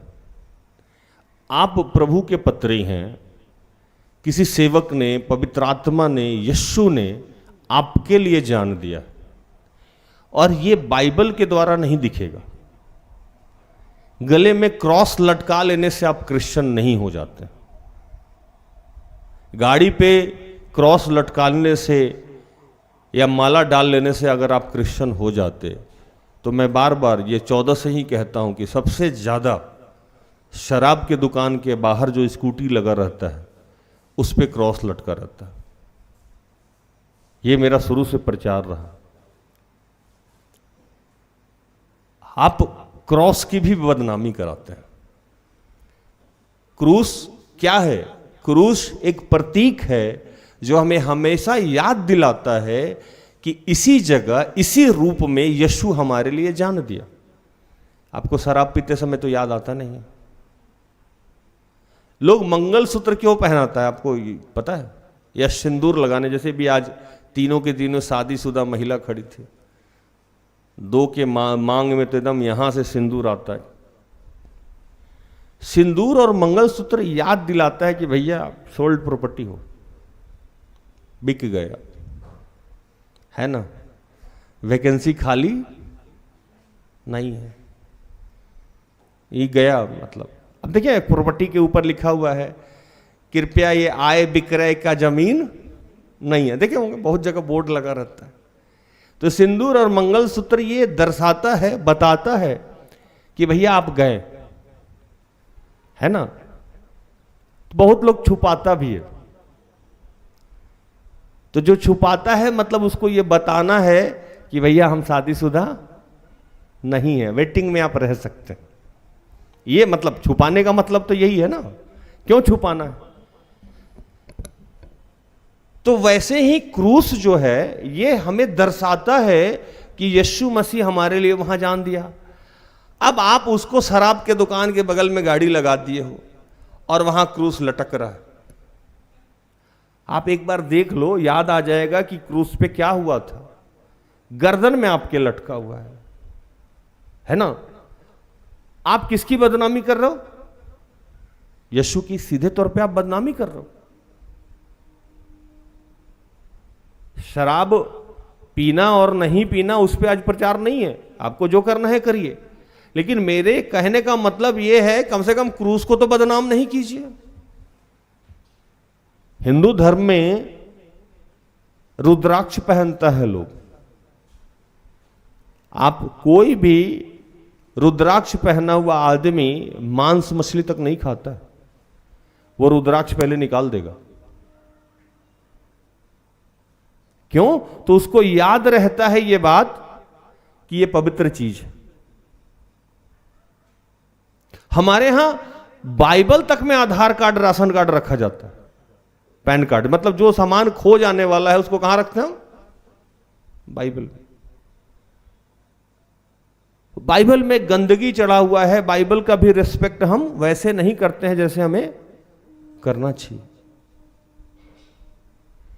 आपके व्यवहार से छोटी छोटी बातें, आप पौलुस यहां लिख रहे थे उन लोगों को कि आपके ऊपर जितनी मेहनत करी गई है, जो आत्मा आपको मिला है, आप उसे शोकित कर रहे हैं, और इसके लिए आपको कुछ बड़ा नहीं करना था, बस आपके व्यवहार को, विचार को और बोली को कंट्रोल रखना था, जो आपसे हो ही नहीं रहा। बाकी सारा काम आप कर रहे हो। लेकिन पत्री का मतलब क्या है कि आपको देख के लोग विश्वास में आएगा। मुझे लगता है कि किसी भी क्रिश्चियन को देख के लोग विश्वास में तो नहीं आएगा। वो शायद बिरले ही लोग हों कि किसी क्रिश्चियन को देख के कोई विश्वास में आ जाए। आप जितने लोग मुझे सुन रहे हैं, वो लोग एक भी नाम टाइप करके हमको भेजिए जो आपके परिवार में ऐसा कोई व्यक्ति है या आपके समाज में कोई ऐसा व्यक्ति है जिसको देख के, जिसके आचरण को देख के आप विश्वास में आ जाए। टाइप कीजिए मुझे एक भी नाम अगर आपको मिलता है तो। तकरीबन रोज 1000 लोग से ऊपर हमारे लाइव टेलीकास्ट में जुड़ता है। लिखिए आप लोग, मैं भी जानूं कि आप ऐसे कितने लोगों को जानते हैं जिसको देख के आप विश्वास में आ जाइएगा। आप वो सारा काम कर रहे हो जिसके बारे में बाइबल में कहीं कुछ नहीं लिखा गया है नए नियम में। बहुत अजीब बात बता रहे हैं हम आप। नए नियम में क्रॉस गले में लटकाने के बारे में नहीं लिखा गया है। नए नियम में निरंतर चर्च जाने के लिए नहीं लिखा गया है। नए नियम में जो लिखा गया है उसको आप मानते ही नहीं हो मेरे अनुसार। नए नियम में हर चीज को छोटा कर दिया गया। आप चर्च एक दिन कम जाओ या ज्यादा जाओ कोई दिक्कत नहीं, लेकिन आपका प्रेम नहीं घटे, ये नए नियम में लिखा गया है। आप क्रॉस पहने हो या नहीं पहनो, इससे कोई लाभ या हानि नहीं है। क्रॉस को तो मैंने बताया ही कि क्रॉस और क्रूस जो है वो सिर्फ इसलिए है कि आपको याद कराया जाए कि क्या हुआ था उस दिन। उसमें कोई पावर नहीं है। ये किसी बहुत बड़े गलतफहमी में है आप। लोगों को मेरी बात चुभती है, वो सिंपल सा लकड़ी का बनाया हुआ रहता है। आप फिल्म में देख लिए in the name of Jesus Christ, वो भाग जाता है। ऐसा होता नहीं। क्योंकि क्रॉस में कोई पावर नहीं है, पावर पवित्र आत्मा में है। निर्जीव चीज में कैसे पावर हो जाएगा? पावर आत्मा में है। हम लोग जीवते परमेश्वर के आराधक हैं, फिर से आप लकड़ी में पावर ढूंढने लगे। आप गलत डायरेक्शन पे जा रहे हैं। ये कोई सेवक आपको बता भी नहीं रहा है, कैसे बताएगा? दुकानदारी बंद हो जाएगा। और एक तो आप पावर मान भी रहे हो और दूसरा उसकी बदनामी भी कर रहे हो। चलो मान लिए पावर है आपके अनुसार, तो कम से कम उसको कहां इस्तेमाल करना है और कहां नहीं करना है ये तो आपको जानना चाहिए था ना। आप पवित्र आत्मा को बदनाम कर रहे हो, आप क्रूस को बदनाम कर रहे हो, आप बाइबल को बदनाम कर रहे हो, आप यीशु मसीह को बदनाम कर रहे हो, आप ईश्वर को बदनाम कर रहे हो। और जैसे जाति और धर्म की बात आएगी, पहले सुरक्षा देने आप ही पहुंच जाओगे, यीशु मसीह को बचाने आप निकल जाते हो। दूसरे धर्म वाले आपसे आके अगर भिड़ जाएं तो आपको बुरा लग जाएगा, अरे मेरे यीशु के बारे में ऐसा बोला। कोई भी धर्म, मैं तो मतलब जो लोग हिंदू धर्म के लोग हैं, अगर राम के कैरेक्टर को पढ़ लें तो उनका जीवन बदल जाएगा। क्या भूषण भाई? राम ने क्या किया था? अपने पापा जी के कमिटमेंट को पूरा करने के लिए 14 साल वनवास रह गए। यहां हम लोग कमिटमेंट को पूरा करने के लिए पत्नी से आंख में आंख डाल के बात नहीं कर सकते, है ना? किसी भी धर्म पे बात करें तो धर्म जो धर्म का जो कैरेक्टर है, जो लॉर्ड है, जो जिस धर्म के लॉर्ड को मानता है, उसमें आप देखेंगे तो उनका चरित्र ही डिफरेंट है। तो उस चरित्र को हम नहीं जीते हैं, पीछे जो कहानी और किस्सा है और जो धर्म है उसको हम जीने लगते हैं। किसको जीना चाहिए? हमें चरित्र को जीना चाहिए ना, जो हमें सिखाया गया है यीशु के माध्यम से, हमें जो सिखाया गया है नया नियम। हम लोग किसके फॉलोअर हैं? मूसा के, एलिया के, यीशु के फॉलोअर है ना। यीशु की कहानी कहां से शुरू हुई? मत्ती से शुरू हुई। मत्ती में जितनी बातें लिखी गई है, कभी आप ध्यान से पढ़िए क्या हुआ। मत्ती से लेकर प्रकाशना ग्रंथ तक, प्रकाशित वाक्य तक जितनी भी बातें लिखी गई है, क्या आपके आचरण में वो है? यही बात पौलुस वहां सिखा रहे थे कि आप लोग आत्मिक बनो। आत्मा मिला है आपको। आप किस्से, कहानी, रीति रिवाज, परंपरा सब कुछ फॉलो कर रहे हैं, अच्छी बात है। चर्च भी जाना अच्छी बात है, जाना चाहिए। मंदिर जाना अच्छी बात है, मस्जिद जाना अच्छी बात है। आप जिस धर्म से हैं सब कुछ फॉलो करें, क्योंकि यीशु ने भी कहा कि परंपराओं का निर्वहन करना अनिवार्य है। करें, कोई बुराई नहीं। लेकिन जो शिक्षा, जो चरित्र जिसके माध्यम से सिखाया जाता है, उसको क्यों भूल जाते हैं? मुख्य बात क्या होनी चाहिए? मुख्य बात तो यही होनी चाहिए ना। अभी कहानी मैं सुनाऊं आपको। मान लो मेरी बेटी है ना, और बेटी को मैंने कोई गिफ्ट दे दिया, फोटो दे दिया, गहना दे दिया या कुछ और दे दिया, और मैं यहां उसी के साथ हूं।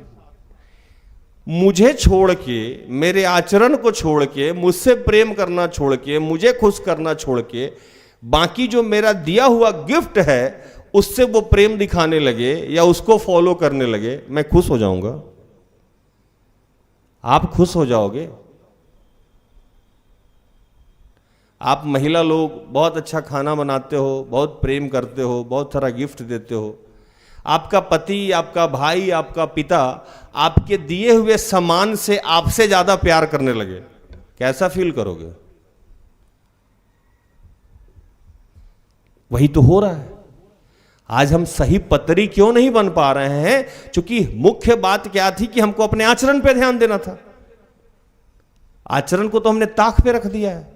यूथ क्लास में मैं बोलता भी था कि आजकल के बच्चे वो टेढ़ा वाला बाइक पे चलते हैं। टेढ़ा वाला बाइक समझते हैं ना? आगे वो अपने धंसा हुआ बैठा हुआ है, पीछे बाइक का हुड निकला हुआ है, पीछे से वो एक लड़की लटकाए हुआ है, वो लड़की ऐसे लटकी हुई है उस पर। ये कहानी हम लोग बचपन में विक्रम बेताल में देखते थे। एक राजा विक्रम थे, पीछे से एक बेताल लटकी हुई थी उसके ऊपर, वो छोड़ती ही नहीं थी, है ना? कभी नहीं छोड़ी उसको। हर बार वो कहानी पूछता था, हर बार ये जवाब देते थे। हर बार वो कहानी पूछता था, हर बार ये जवाब देते थे। विक्रम बेचारा उसको छुड़ाने के चक्कर में पूरा काम तमाम हो गया, लेकिन वो बेताल नहीं उतरा। आप देखिएगा रोड पे जाते हुए कहीं भी लगेगा कि बेताल लटका हुआ, और वैसे ही लटका भी रहता है, हाथ भी वैसे ही रहता है उसका। और वो आदमी उतर के कहे कि हम जीसस को मानते हैं और हम क्रिश्चियन हैं, हम आरसी हैं, हम जीएल हैं, हम सीएनआई हैं। प्रेम करने में कोई बुराई नहीं है, प्रेम करिए। शादी करने में भी कोई बुराई नहीं है, लेकिन अब शादी करने के बाद हर चीज का जगह अलग अलग बनाया हुआ है ना। एक दिन मैं मछली खरीदने गया, बहुत कम जाता हूं। मेरा मछली बेचने वाला हमसे बोलने लगा, भैया बहुत बुरा स्थिति है। हमके क्या हुआ? एकदम मन खराब हो गया है मेरा। मैंने कहा मन खराब हो गया, क्या हुआ? कलयुग आ गया है। मैंने कहा भाई हुआ क्या? अरे पूछिए नहीं, बताने में भी शर्म आ रहा है। हम कि हुआ क्या? तो शाम में सुबह में 5 बजे हम गए मछली लाने। जब गए तो देखे कि ई रिक्शा पे लौटते समय 6, साढ़े 6, 7 बजे चारों तरफ से भीड़ लगा हुआ है, लोग वीडियो बना रहा है। हम भी सोचे पता नहीं क्या है। हट भाई, देखने दे। जाके देखे तो एक लड़का एक लड़की किस कर रहा था एक दूसरे को, और लोग वीडियो बना रहा है। सुबह में 6:30-7 बजे वो छोड़ने को तैयार नहीं है। अरे कर रहे हो ठीक बात है, भीड़ देख लेते कम से कम छोड़ तो देते। समझे? इसको कहते हैं आचरण। वो कह रहा है हमसे, भैया सुबह सुबह राम का नाम लेना चाहिए, है ना? कैसा मां बाप है उसका। इतना क्या हो रहा था शरीर में कि पब्लिक देखने के बाद भी अलग नहीं हुआ। शारीरिक संबंध या किस कौन कर रहा था? वो लड़का और लड़की। बदनामी किसकी हो रही थी? मां बाप, क्योंकि वो पत्नी है। उसको देख के, उसके आचरण को देख के उसके मां बाप की पहचान हो गई। आप क्या बोल रहे हो और कहां क्या हरकत कर रहे हो, उससे आपके परवरिश पे सवाल उठ गया। आप किस धर्म से आए हो इस पे सवाल उठ गया। हम लोग कहते हैं कि फलाना तो यही कर रहा है, हम भी यही करेंगे। मेरी बेटी से जब हम पूछते हैं कि बेटा नंबर क्यों कम आया, पापा मेरा ही थोड़े कम आया, उसका भी आया, उसका भी आया, उसका भी आया, उसका भी आया, सबका आया। आज जब हम लोग विश्वासी से पूछते हैं आप ऐसे कैसे किए, वो भी तो ऐसा किया, वो भी ऐसा किया। अब कोई हिंदू धर्म वाला बोला है बिल्ली रास्ता काट लिया, गलत बात है। आप भी बोल रहे हैं बिल्ली रास्ता काट लिया, गलत बात। आपको देख के लोग कैसे विश्वास में आएगा?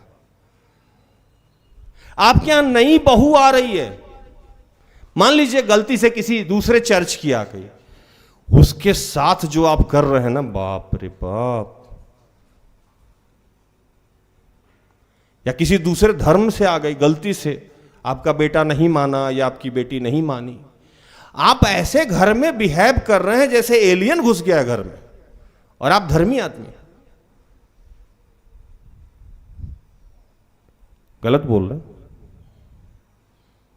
कहां पतरी हैं आप? कौन सी पतरी हैं आप? आपको तो उल्टा अपनी बहू से ऐसा व्यवहार करना चाहिए कि वो देख के कहे कि क्या, अरे क्या बात है। कुछ दामाद लोग मेरे पास आके फुट के रोया। मैंने कहा क्या हुआ भैया? भैया शादी तो हम कर लिए,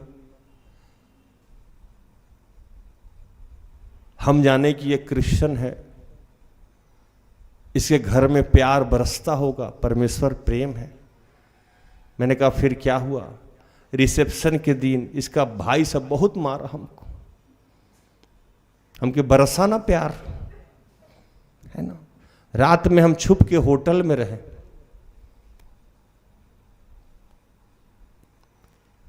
आप समझ रहे हैं मेरी बात को? जो पतरस को प्रभु कहा कि उठ मार खा,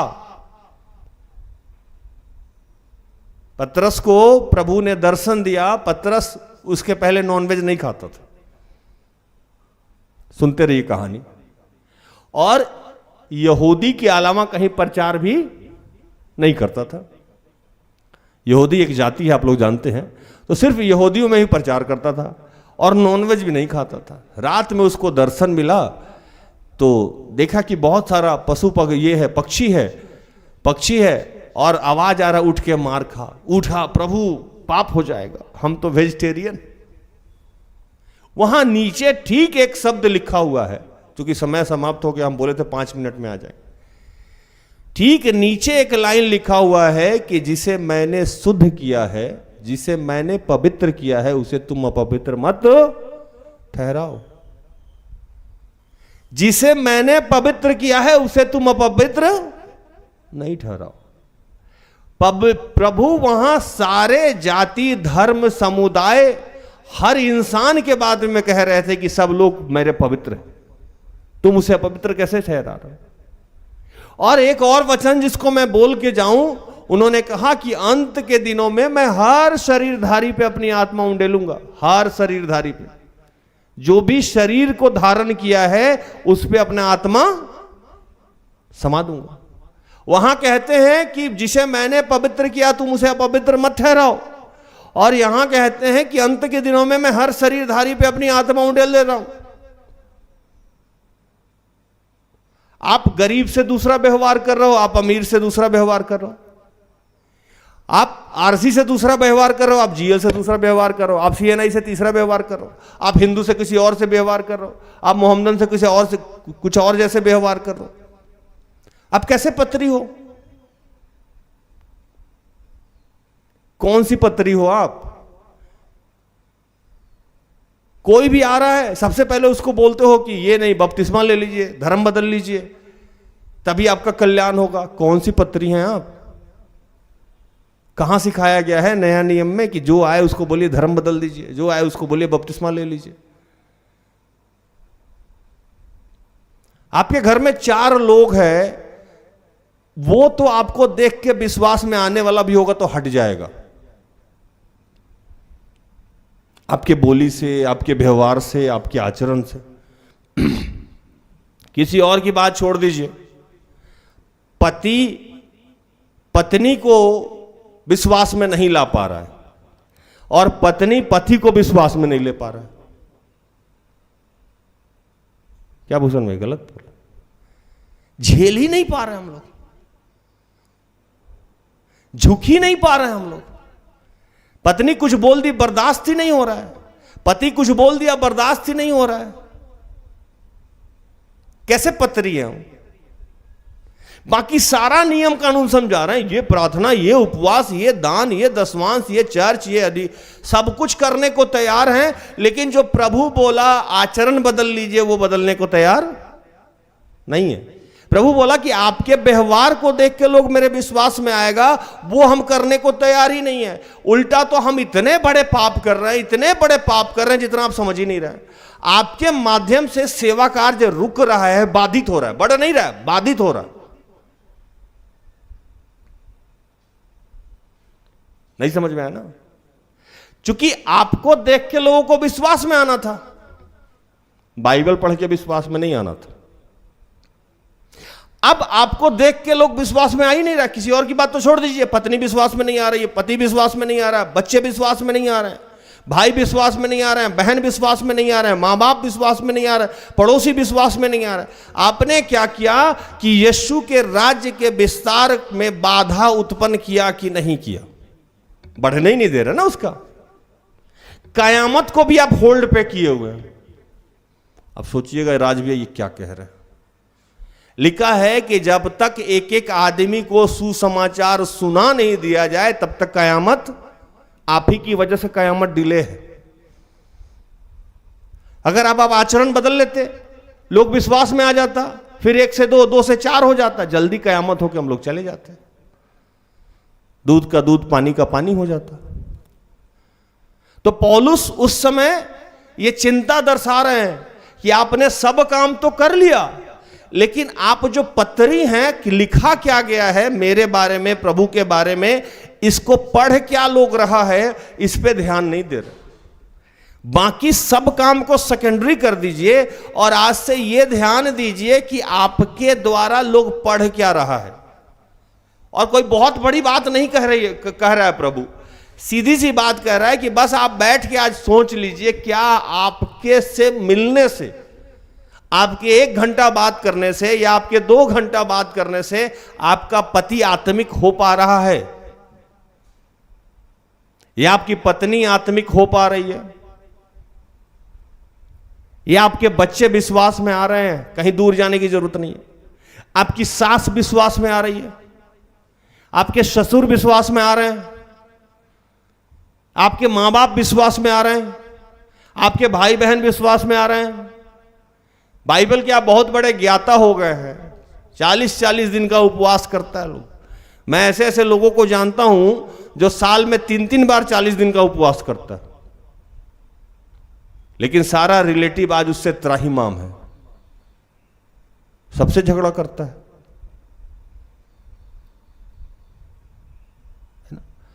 बाइबल इतना जानता है कि किसी को पढ़ा सकता है, लेकिन जितने लोग उसके जीवन में हैं उस सब से उसको किसी से पटता लोग विश्वास में आएगा।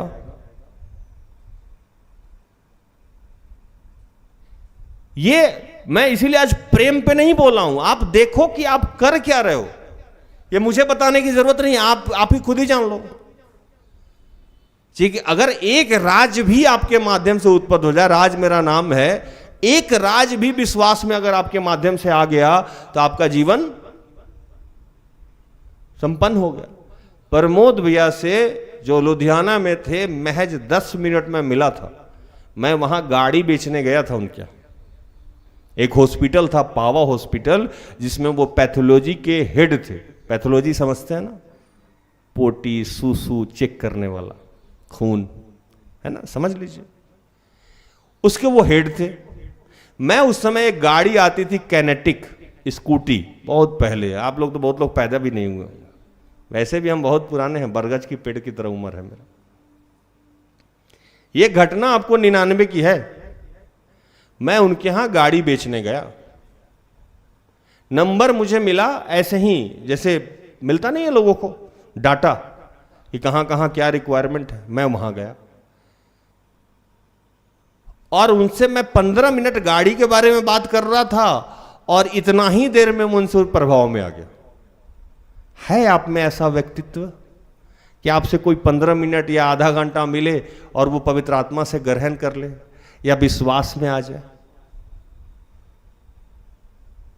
उन्होंने कुछ भी नहीं कहा मुझे बाइबल के बारे में, उन्होंने मुझे कुछ नहीं समझाया यीशु के बारे में, उन्होंने कोई बात पवित्र आत्मा के बारे में नहीं करी, वो कोई भी बात रोजरी के बारे में नहीं किए, वो कोई भी बात सुसमाचार के बारे में नहीं किए।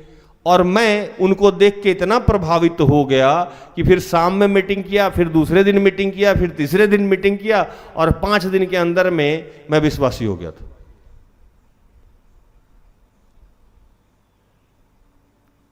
इसको कहते हैं पत्री। क्या बोलते हैं? पत्री, लेटर। पहले का जमाना आप लोग को याद होगा कि पहले प्रेम पत्र चलता था। देखें, अरे प्रेम पत्र आप लोग लिखे हैं?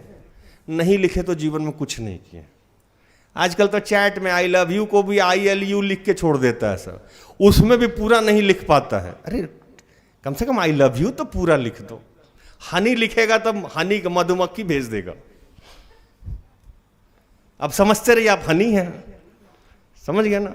गुड नाइट लिखेगा तो जी के बाद N हो गया गुड नाइट। इतना शॉर्ट फॉर्म में चल रहा है। प्रेम पत्र कहां से लिखेगा कोई आदमी, है ना। हंसना है तो वो एक फोटो हंसी का भेज देता है, अब समझ लीजिए कि हंसी है। रोना है तो 2 बूंद आंसू भरा हुआ समझ रहा है कि रो रहा है। अगर जोर से हंसना है तो ऐसा निकला हुआ भेज देता है, समझ रहा है बहुत जोर से हंस रहा है।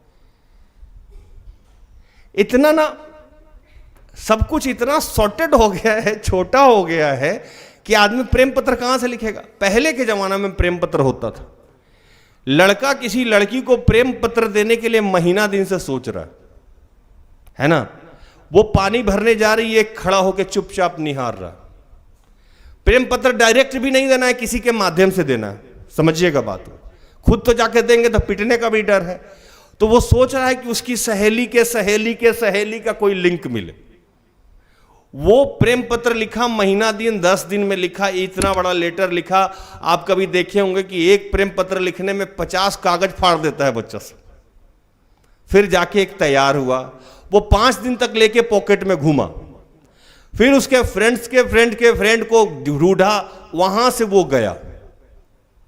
ऐसा क्या लिखा रहता था उस प्रेम पत्र में कि लड़की पढ़ते ही प्रेम कर बैठी। इसको कहते हैं पत्री। समझ में आया? आपको देखते ही लोगों को यीशु से प्यार हो जाए, आपको देखते ही लोग अभिषेक से भर जाए, ये पत्री है। आप नियम कानून मत समझाइए उसको, आप जाति धर्म मत समझाइए उसको, आप बपतिस्मा मत समझाइए उसको, आप ज्ञान मत दीजिए उसको। हम लोग क्या करते हैं, 4 वचन जान गए, जैसे कोई मिला मुर्गा, दे दनादन वचन दिए जा रहे हैं, दिए जा रहे हैं, दिए जा रहे हैं। वो समझ रहा है कितना बड़ा धर्मी आदमी है। 4 दिन आपके साथ मिला, आपका उससे झगड़ा हो गया, सारा वचन हवा हो गया। फिर सोच रहा है वो वचन बोली थी, यही बोली थी। आज एकदम चुड़ैल टाइप की बोल रही है। आपने वचन को भी बदनाम कर दिया। आपका बिहेवियर ऐसा है कि आपने उस वचन की गरिमा भी समाप्त कर दी। तुरंत में वचन किसी को मत बताइए, चीजों को आसान रहने दीजिए। आपने इतना भारी कर दिया है यीशु मसीह को ना कि लोगों के लिए बोझ हो गया है। मैं पहली बार सिस्टर एस्टर से मिलने गया। मेरे साथ एक मेरा दोस्त था, मतलब दोस्त के आप रिलेटिव है। पेट्रोल पंप है, जब टमटम टोली से आप इधर निकलते हैं तो पेट्रोल पंप है। मेरे साथ गया, वो पान वान खाया, हम दोनों सिगरेट विगरेट पिए। हमसे पूछा कहाँ जा रहे हो? तो मैंने कहा कि इधर एक महिला रहती हैं बूढ़ी सी, सिस्टर एस्टर। सिस्टर क्रिश्चियन है?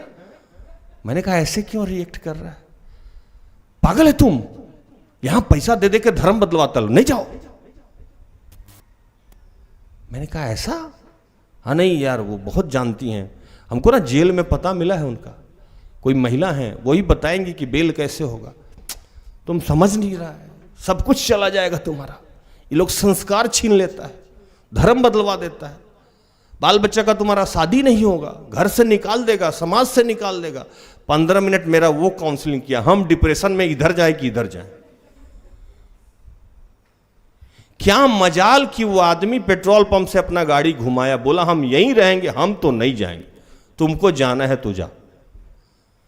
वो शख्स आज तक सिस्टर एस्टर से मिलने, ये असली इंफॉर्मेशन हम आपको बता रहे हैं।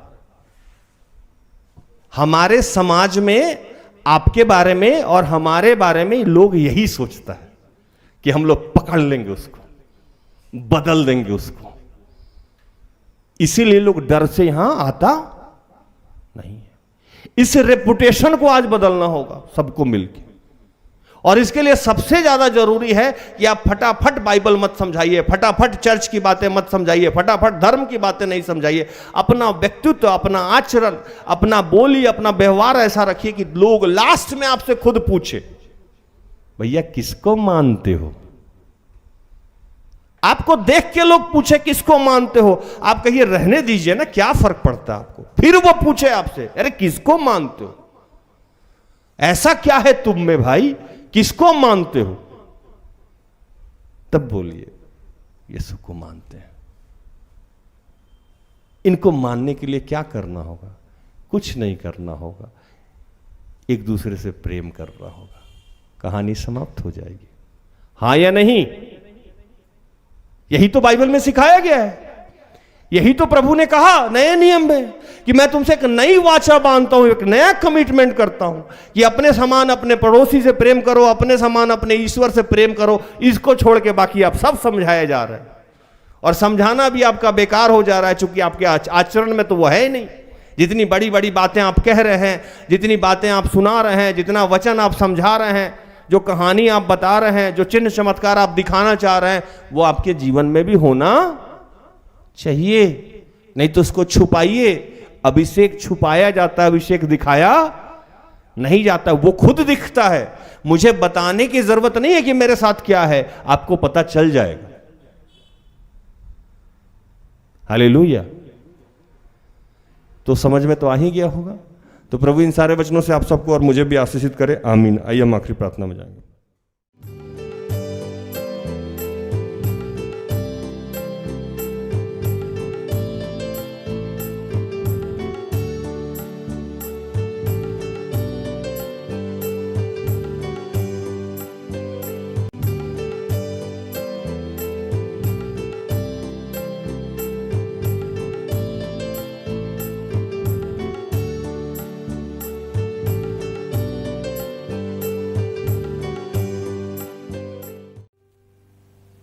आइए हम प्रार्थना करें, खड़े हो जाइए।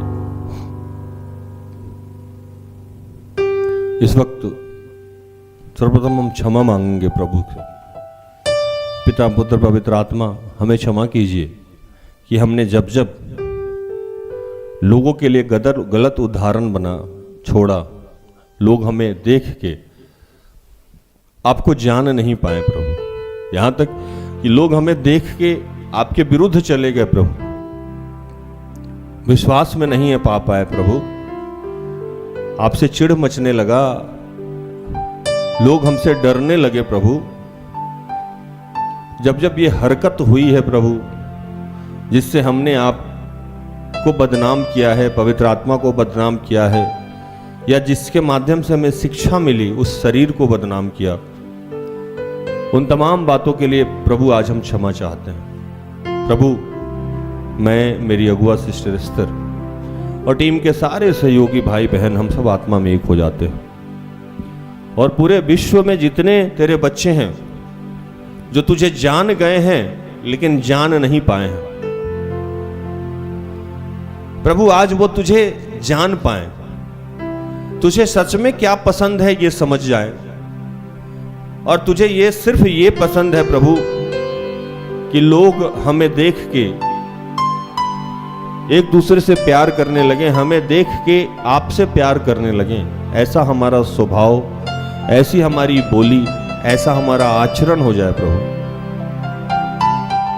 और तेरे राज्य का विस्तार ऐसे ही चलता जाए प्रभु। ये कड़ी बन जाए, हमें देख के कोई और विश्वास में आए, उसे देख के कोई और विश्वास में आए, उसे देख के कोई और विश्वास में आए।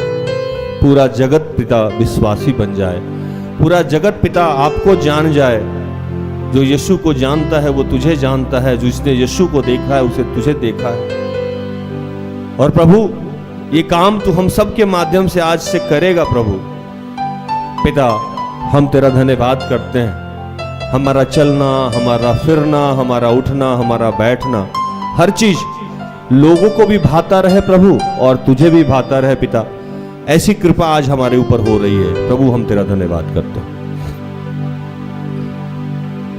मेरा उठना बैठना और चलना तुझे भाता रहे। मेरे जीवन में यीशु तेरा नाम जलाल पाता रहे।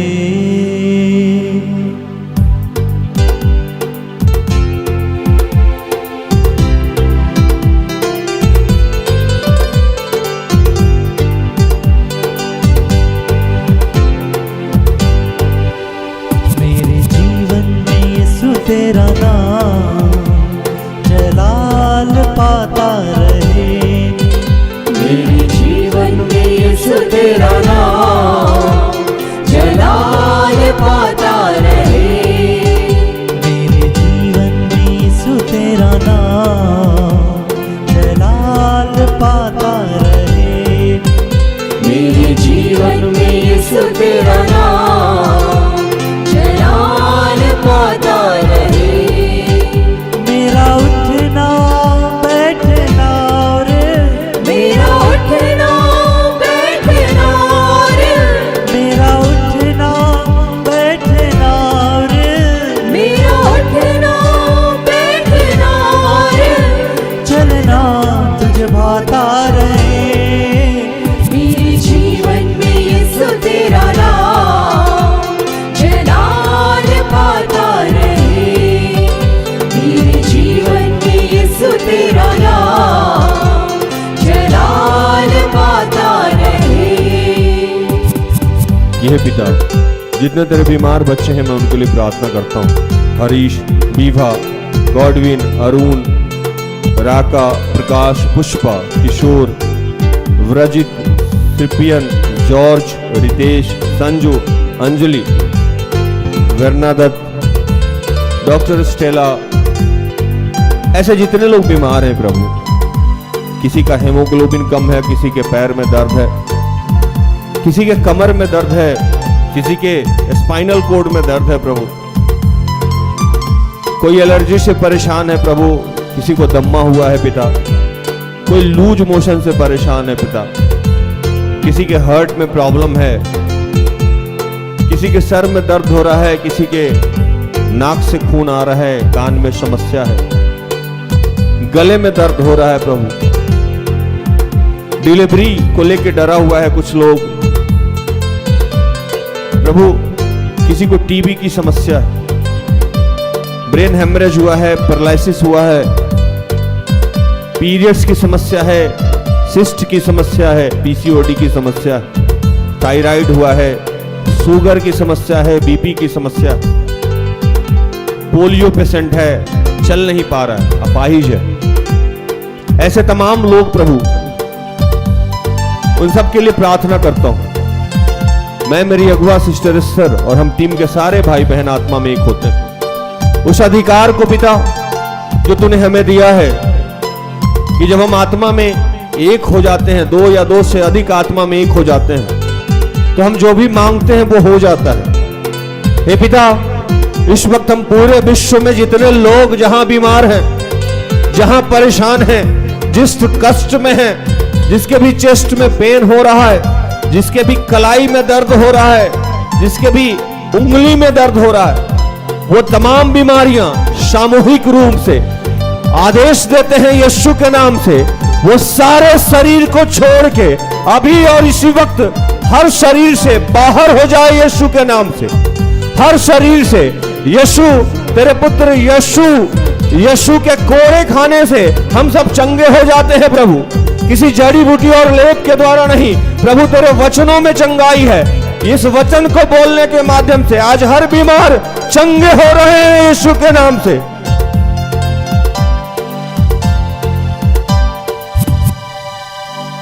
बेमिसाल है तू, मैं मिसाल बनूं, बेमिसाल है तू, मैं मिसाल बनूं, तू कामिल है मैं भी कमाल बनूं, तू कामिल है मैं भी कमाल बनूं, बेमिसाल है तू, मैं मिसाल बनूं, बेमिसाल है तू, मैं मिसाल बनूं, तू कामिल है मैं भी कमाल बनूं, तू कामिल है मैं भी कमाल बनूं, दुनिया का नूर है यीशु, दुनिया का नूर है यीशु, मेरी राहें सजाता रहे, दुनिया का नूर है यीशु, मेरी राहें सजाता रहे, मेरा उठना बैठना और मेरा उठना बैठना मेरा उठना बैठना और मेरा उठना बैठना चलना तुझे भाता रहे, मेरे जीवन में यीशु तेरा नाम जलाल पाता रहे। ये पिता,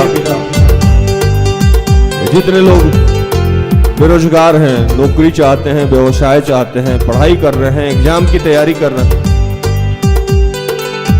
छोटा या बड़ा बिजनेस करना चाहते हैं, जॉब ढूंढ रहे हैं प्रभु, बीएड किए हुए हैं, नर्सिंग किए हुए हैं, नेट क्वालिफाई हैं प्रभु, पीएचडी किए हुए हैं, उन सब के लिए मैं प्रार्थना करता हूं प्रभु। जितने लोग इन दिनों फौज में एप्लीकेशन दिए हैं, मैं उनके लिए प्रार्थना करता हूं।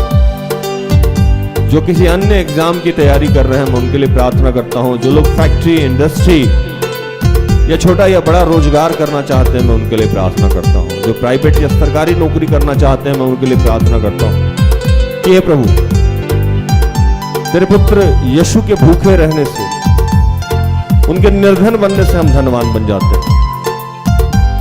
प्रभु, तू आया ही था इसलिए कि हमारा उद्धार हो, और प्रभु इस संसार में हमारी हर छोटी जरूरतों के लिए, छोटी से बड़ी जरूरतों के लिए पैसे की जरूरत होती है प्रभु, और इसके लिए हमें कोई ना कोई कार्य करना पड़ता है प्रभु। तूने हम सब के लिए कोई निर्धारित योजना बना के रखी है जो हमारे हित की है, अनहित की नहीं है। और मैं जानता हूं प्रभु कि तू हर चीज का एक समय निर्धारित करके रखा है। तूने कहा था कि रोने का समय है, हंसने का समय है, बर्बाद होने का समय है, आबाद होने का समय है, बेरोजगार रहने का समय है और रोजगार पाने का समय है प्रभु। आज वो तमाम लोग जो बेरोजगार हैं, जो आर्थिक तंगी को जूझ रहे हैं, आर्थिक तंगी से, जो बदहाल है, कुछ करना चाहते हैं, कर नहीं पा रहे, उनकी स्थिति बदल नहीं रही है। हम सब आत्मा में एक होकर प्रार्थना करते हैं प्रभु कि यीशु के नाम से वो तमाम बेरोजगारी इसी वक्त समाप्त हो जाए। प्रभु तू चमत्कार करने वाला ईश्वर है, तो गुप्त में गाड़े हुए और अंधेरे में छुपे हुए धन देने वाला परमेश्वर है। तूने कहा था कि मैं तेरे आगे आगे चलूंगा, ऊंची भूमि को चौरस और समतल करूंगा। तू पत्थर को तोड़ने वाला परमेश्वर है। तू आज वो तमाम बेरोजगार बच्चे जिसके जीवन में जो भी समस्याएं हैं प्रभु, वो चाहे फी नहीं दे पा रहे हैं या अन्य बेसिक समस्या से जूझ रहे हैं प्रभु, उन तमाम लोगों की हर समस्या को अभी और इसी वक्त यीशु के नाम से समाप्त करते हैं। सबके लिए रोजगार का आशीष, एक नया द्वार खोलते हैं यीशु के नाम से। मेरी सोचों में तू, मेरी ख्वाबों में तू, मेरी सोचों में तू, मेरी ख्वाबों में तू, हर सवालों में तू, हर जवाबों में तू, हर सवालों में तू, हर जवाबों में तू, मेरी सोचों में तू, मेरी ख्वाबों में तू, मेरी सोचों में तू, मेरे ख्वाबों में तू, हर सवालों में तू, हर जवाबों में तू, हर सवालों में तू, हर जवाबों में तू। जब भी यीशु को पुकारो, जब भी यीशु को पुकारो, तेरा रूह मुझ पर आता रहे। मैं प्रार्थना करता हूं जिन लोगों के परिवार में कोई समस्या है, प्रदीप, एलिजाबेथ, अंजू, शलोनी, गायत्री, पूनम, मधु, मनीषा, निर्मला, नवल, दिव्या, जो लोग कोई अन्य प्रार्थना चाहते हैं, फुलजेंस, पूजा, संजीरा, शिप्रा, रवि, जो आर्थिक समस्या से जूझ रहे हैं, रमानी, शशि, वायलेट, दयाल, जो लोग जमीन केस से जूझ रहे हैं, एमरजेंसिया, जो विवाह के लिए इच्छुक है, विवेक, संजय, जो निसंतान है, किशोरी, वंदना, मैं उन सब के लिए प्रार्थना करता हूं ईश्वर। जो लोग YouTube पे अभी कनेक्टेड हैं, जो लोग आराधनालय में, मैं, मेरी अगुआ, हम सब आत्मा में एक होकर इन सब के सर पे हाथ रखते हैं। और प्रभु जिसके जीवन में जो भी समस्याएं है, जो भी दुविधा है प्रभु, जो भी परेशानियां हैं प्रभु, उन सब के लिए प्रार्थना करते हैं। तूने ये अधिकार दिया है पिता कि जो कुछ हम पृथ्वी पे बांधेंगे वो स्वर्ग में बंधेगा। तूने ये अधिकार दिया है जो कुछ हम पृथ्वी पे खोलेंगे वो स्वर्ग में खुलेगा। यीशु तेरे इस अधिकार का हम इस्तेमाल करते हैं प्रभु, और इन तमाम बच्चों के जीवन में जो भी समस्याएं हैं, जो भी दुविधाएं हैं, जो भी श्राप है, वो तमाम श्राप यीशु के नाम से तोड़ रहे हैं। जो भी रुकावटें हैं, वो तमाम रुकावटें यीशु के नाम से तोड़ रहे हैं, खारिज कर रहे हैं। और प्रभु इनके लिए आशीष, इनके लिए बरकत, इनके लिए उन्नति, इनके लिए सारे बंद द्वार यीशु के नाम से खोल रहे हैं प्रभु। यीशु तेरा आशीष, तेरा अनुग्रह आज हर घर में प्रवेश कर रहा है। आज हर घर में तेरा प्रेम प्रवेश कर रहा है। हर हज बच्चे एक नई पत्री बन रहे हैं प्रभु। हर एक बच्चे नई पत्री बन रहे हैं। आज तेरा अभिषेक मंडराता हुआ हर शरीर पे उतर रहा है प्रभु। सबके शब्दों पे तेरा नियंत्रण होगा, सबके आचरण पे तेरा नियंत्रण होगा प्रभु। जितने भी लोग इन सबको देखेंगे वो सब तुझे जान लेंगे प्रभु। हम तेरा धन्यवाद करते हैं। बेमिसाल है तू, मैं मिसाल बनूं। बेमिसाल है तू, मैं मिसाल बनूं। तू कामिल है, मैं भी कमाल बनूं। तू कामिल है, मैं भी कमाल बनूं। दुनिया का नूर है यीशु, दुनिया का नूर है यीशु। दुनिया का नूर है यीशु। दुनिया का नूर है यीशु। मेरी राहें सजाता रहे। दुनिया का नूर है यीशु। मेरी राहें सजाता रहे। मेरा उठना बैठना और मेरा उठना बैठना मेरा उठना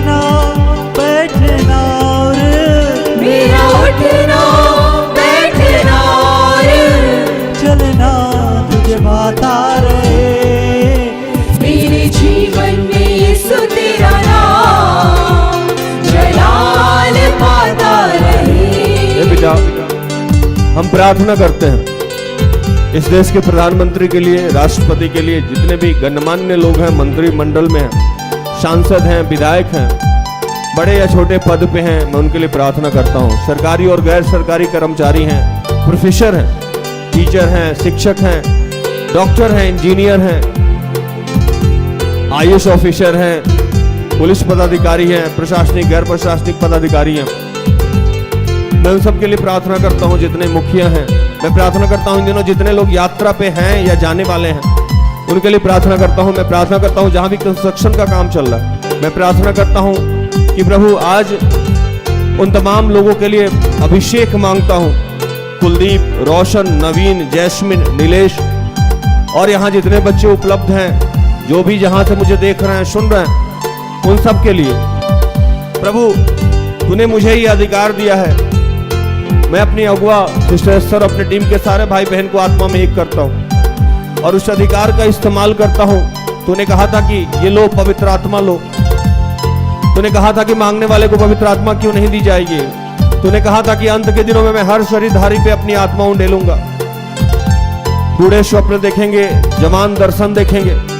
प्रभु इस आत्मा के लिए आज मैं प्रार्थना कर रहा हूं और उस अधिकार को इस्तेमाल करते हुए इन सब के ऊपर तेरे आत्मा का प्रवाह करता हूं कि अपनी आत्मा को ग्रहण कीजिए, अपने सहायक आत्मा को ग्रहण कीजिए यीशु के नाम से।